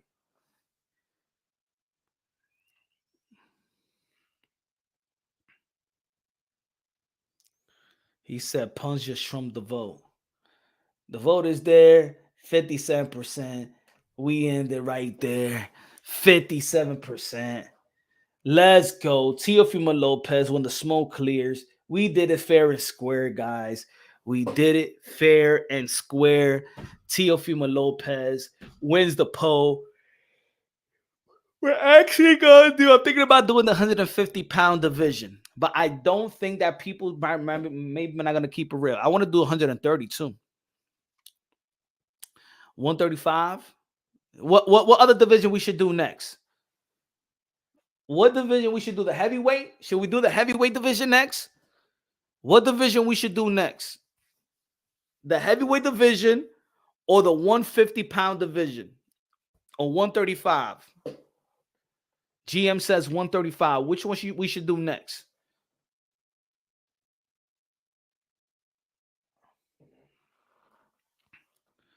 Tank will smoke Tio Twin Lumber. No, he wouldn't. How would he smoke him? He won't smoke no Tio. We ain't seen nobody smoke Tio. We ain't never seen Tio get smoked. All we seen Tio do is smoke these elite fighters, pound for pound fighters.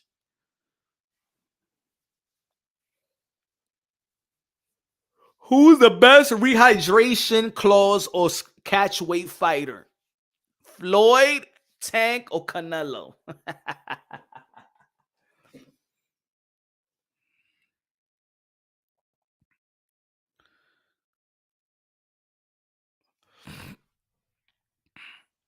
$135. Okay. The 135. Then we have Cepeda. All right. I asked this question in one of my short videos. Who's going to become a world champion first? Keyshawn Davis, Kid Austin, or Andy Cruz? Who's going to become a world champion first? And the reason I think they pumping Keyshawn Davis way more than they done in the past is because Shakur Stevenson is going to become a free agent, and probably they will give Keyshawn Davis the winner of Vasily Lomachenko versus George Kambosos. Is Keyshawn Davis big enough to the point where Vasily Lomachenko will fight Keyshawn Davis? I don't know. Who will become a world champion first?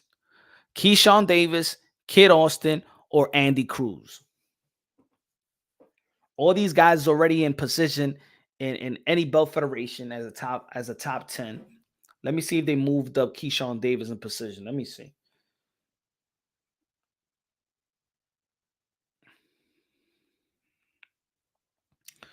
Let me see if they up the rank. If they the rankings. All right. In 100 in the WBO, Keyshawn Davis is number 8. Keyshawn Davis in the IBF is number 5. Keyshawn Davis is number 3 in the WBC. And Keyshawn Davis is not ranked in the WBA. Let's see, Kid Austin. Kid Austin is not ranked in the WBO.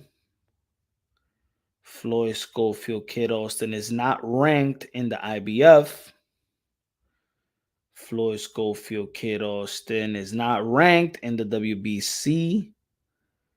Floyd Schofield, Kid Austin is ranked number 4 in the WBA. He got to put himself in other sanctioning bodies because he got to put himself in the other sanctioning bodies. Let's see. Andy Cruz is number 12 in the WBC. Andy Cruz is number 12 in the WBA. Number 15 in the IBF.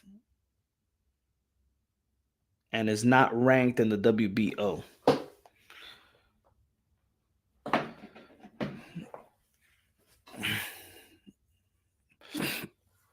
Rapstar Boxing Knowledge, the voice of the UK London. What's good, bruv?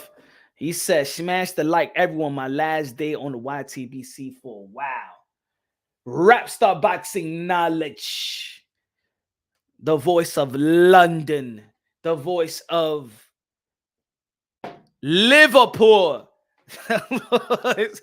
of Manchester, the voice of Sheffield, the voice of the Queen. The Queen, I say. The Queen. Hey, yo, Rapstar, remember when I lost that bet with you and I had to sing the national anthem of the UK? That was a good lie. Yo, what was that bet? Yo, yeah, the bet was Tyson Fury and Deontay Wilder.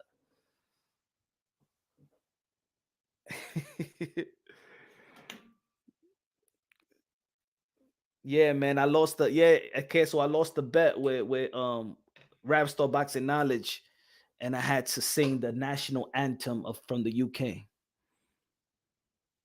That's the that's the was it the live after the Wilder? Was it the live of the Wilder? Yeah, I think it was the live of the Wilder. Hold on. The Wilder and Tyson Fury. Let me see. I think it was that one. That was funny. Hold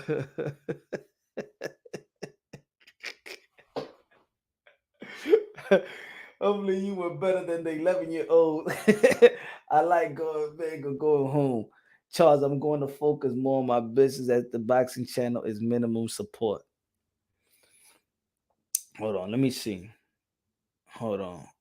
What was it? Wilder. No, Fury versus Wilder.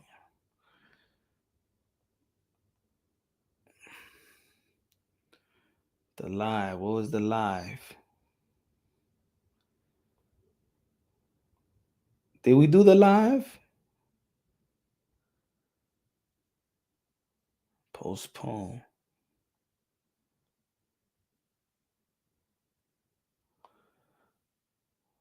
Yo, where's that?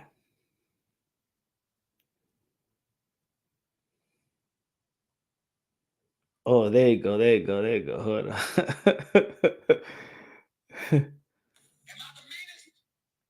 That was a good live, yo. That was a good live. The 24K. Oh, let me see.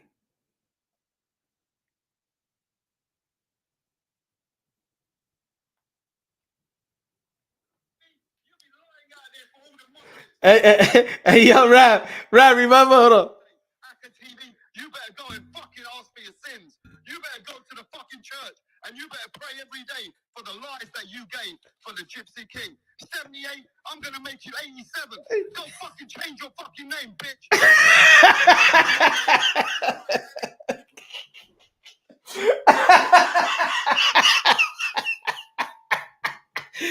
Hey, yo, that was an 8-hour live, bro.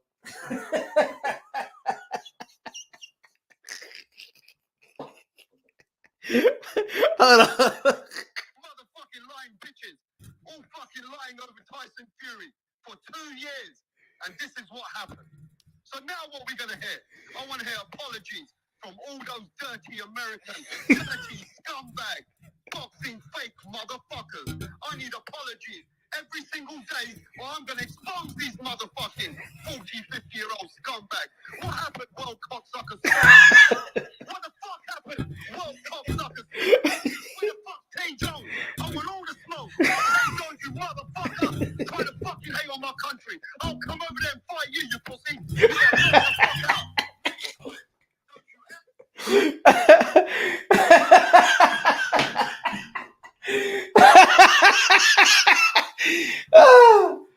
Oh shit. Oh man, that was a funny live, bro. That was a funny live. Hey yo, I should run that live, bro. I should run that live, man. Oh man, that was a good one. Look. Gypsy King, don't you ever, you fake American motherfucker. Sorry, Punch. I had to get that shit off. All right, let's go. Can I sing? Can I sing? Now you can say what you want, but let me sing. Motherfuckers, they're getting it, bro. But no, let's go. God save our gracious queen. Long live our noble queen. God save the queen. Send her victorious, happy and glorious, long to reign over us. God save the queen. The choice is gift in store. Be pleased.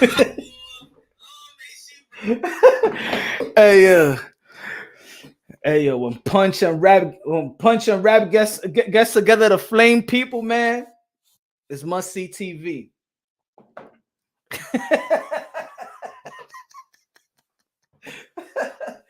Oh shit, that was a live, bro. That was a funny live, man.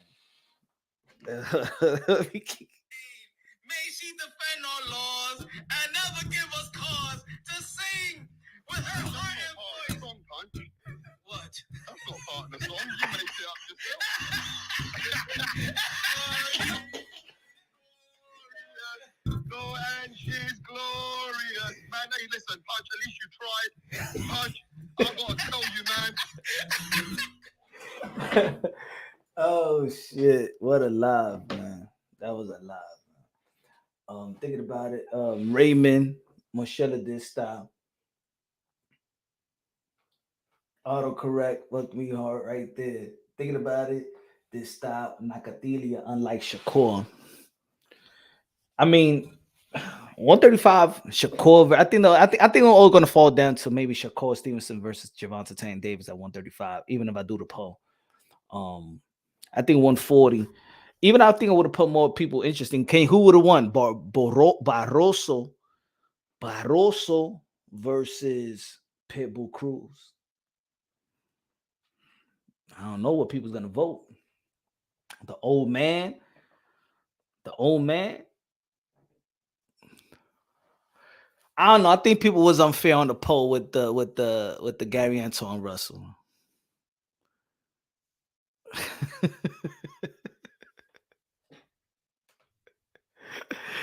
Man, I'm the best boxing channel. Why you here? Why you gone? Huh? Rapstar Boxing Knowledge? Huh? I'm here when you here or when you gone.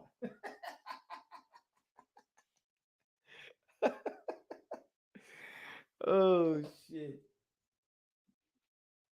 That was a great live, man. Yeah, fun. Who else? I'm coming for TV this funny. Hey, I am coming for TBV this channel funny as fuck. But anyway, ladies and gentlemen, man, I think that was today's live for the day. Tomorrow we probably go live again. Probably go live again. Nothing popped up. No news. No news. No new videos popping from Ryan Garcia. Nothing new. Nothing new he wanted to say or expose. Let me see.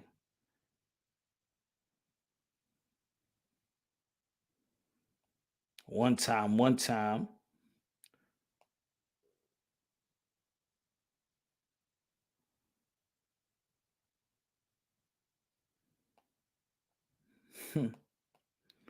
Hey yo, Ryan Garcia sending cash app to fans to repost his shit.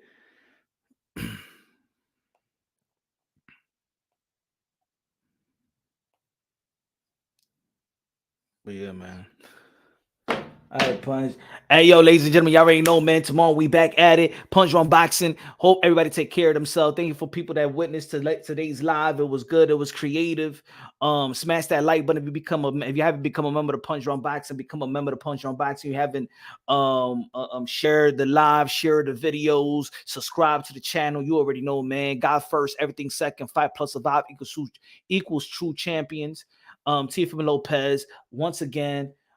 He won, not once again, but he won our first tournament at 140. We Canelo Alvarez won the tournament at 168. We're probably going to do the heavyweight division because I feel the heavyweight division, if we vote on whichever matchup, I think will be good. We got Tyson Fury, Anthony Joshua, Deontay Wilder, Andy Ruiz, Hergovich, the Big Bang, Joseph Parker. And I'm gonna mix and match it differently, where it's not gonna be as easy. Like this one was, I think for me it would have been. It was maybe the Rolly and Pitbull Cruz. Maybe I should have put. Nah, I think it would have been the same. Tia would have came. Would have been the champion anyway. But yeah, we're gonna do the one. I want to probably the heavyweight or 135 next.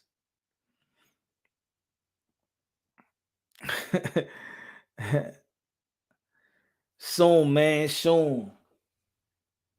He said this was bias.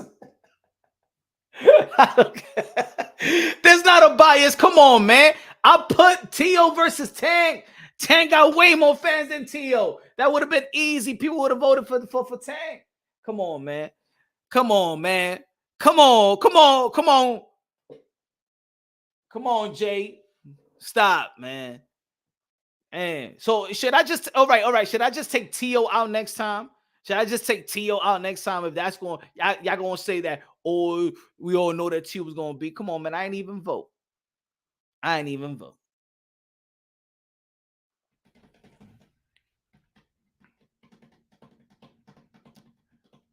I'll put Tio at 147 and then I'll vote it in. Tio versus Boots. If to be, I want 154 too. I want to do the poll for 154.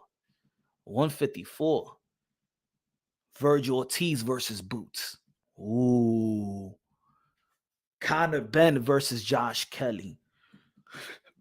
Ooh. Tim Tszyu versus Jamel Charlo. Ooh. Tim Tszyu versus Jamel Charlo. Well, we got to see if Keith Thurman beats Tim Tszyu. You telling me that Keith Thurman versus Terrence Bud Crawford won't be even more of a ooh? Earl Spence versus Bud Crawford at 154. Is it gonna change? Keith Thurman versus Earl Spence. Ooh, at 154. Brian Castano versus Danny Garcia at 154. Yo, I would like to see Danny Garcia versus Virgil Ortiz at 154. If he needs to fight a veteran, how about Erickson Lubin? Erickson Lubin versus Xander Zayas. Ooh. Hey, there's some good matchups. I want to do 154. Well, I'm probably going to do 154 next. Fundura. What about Fundura? Brian Mendoza. Brian Mendoza versus Brian Castano was good. Brian Mendoza versus Danny Garcia is good. Fundura versus I want to see the rematch, Fundura and Lubin. But I think more people are gonna pick Fundura on that one. Fundura versus Earl Spence. Yo, 154 is deep, bro. 154 is deep. Who you think is gonna come out as the champion?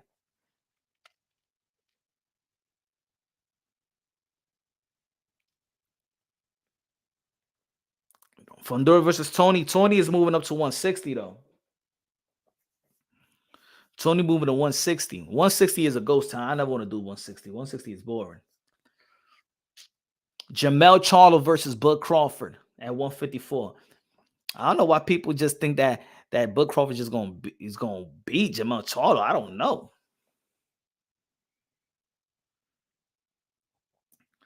Jamel Charlo versus Earl Spence.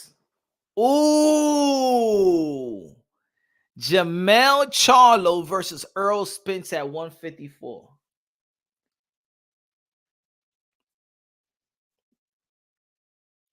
Matromov in the mix too. Yo, I'm going. Matter of fact, we're doing 154. We're doing 154 next. Y'all already know, man. Peace out. Love y'all. God bless. And on to the next.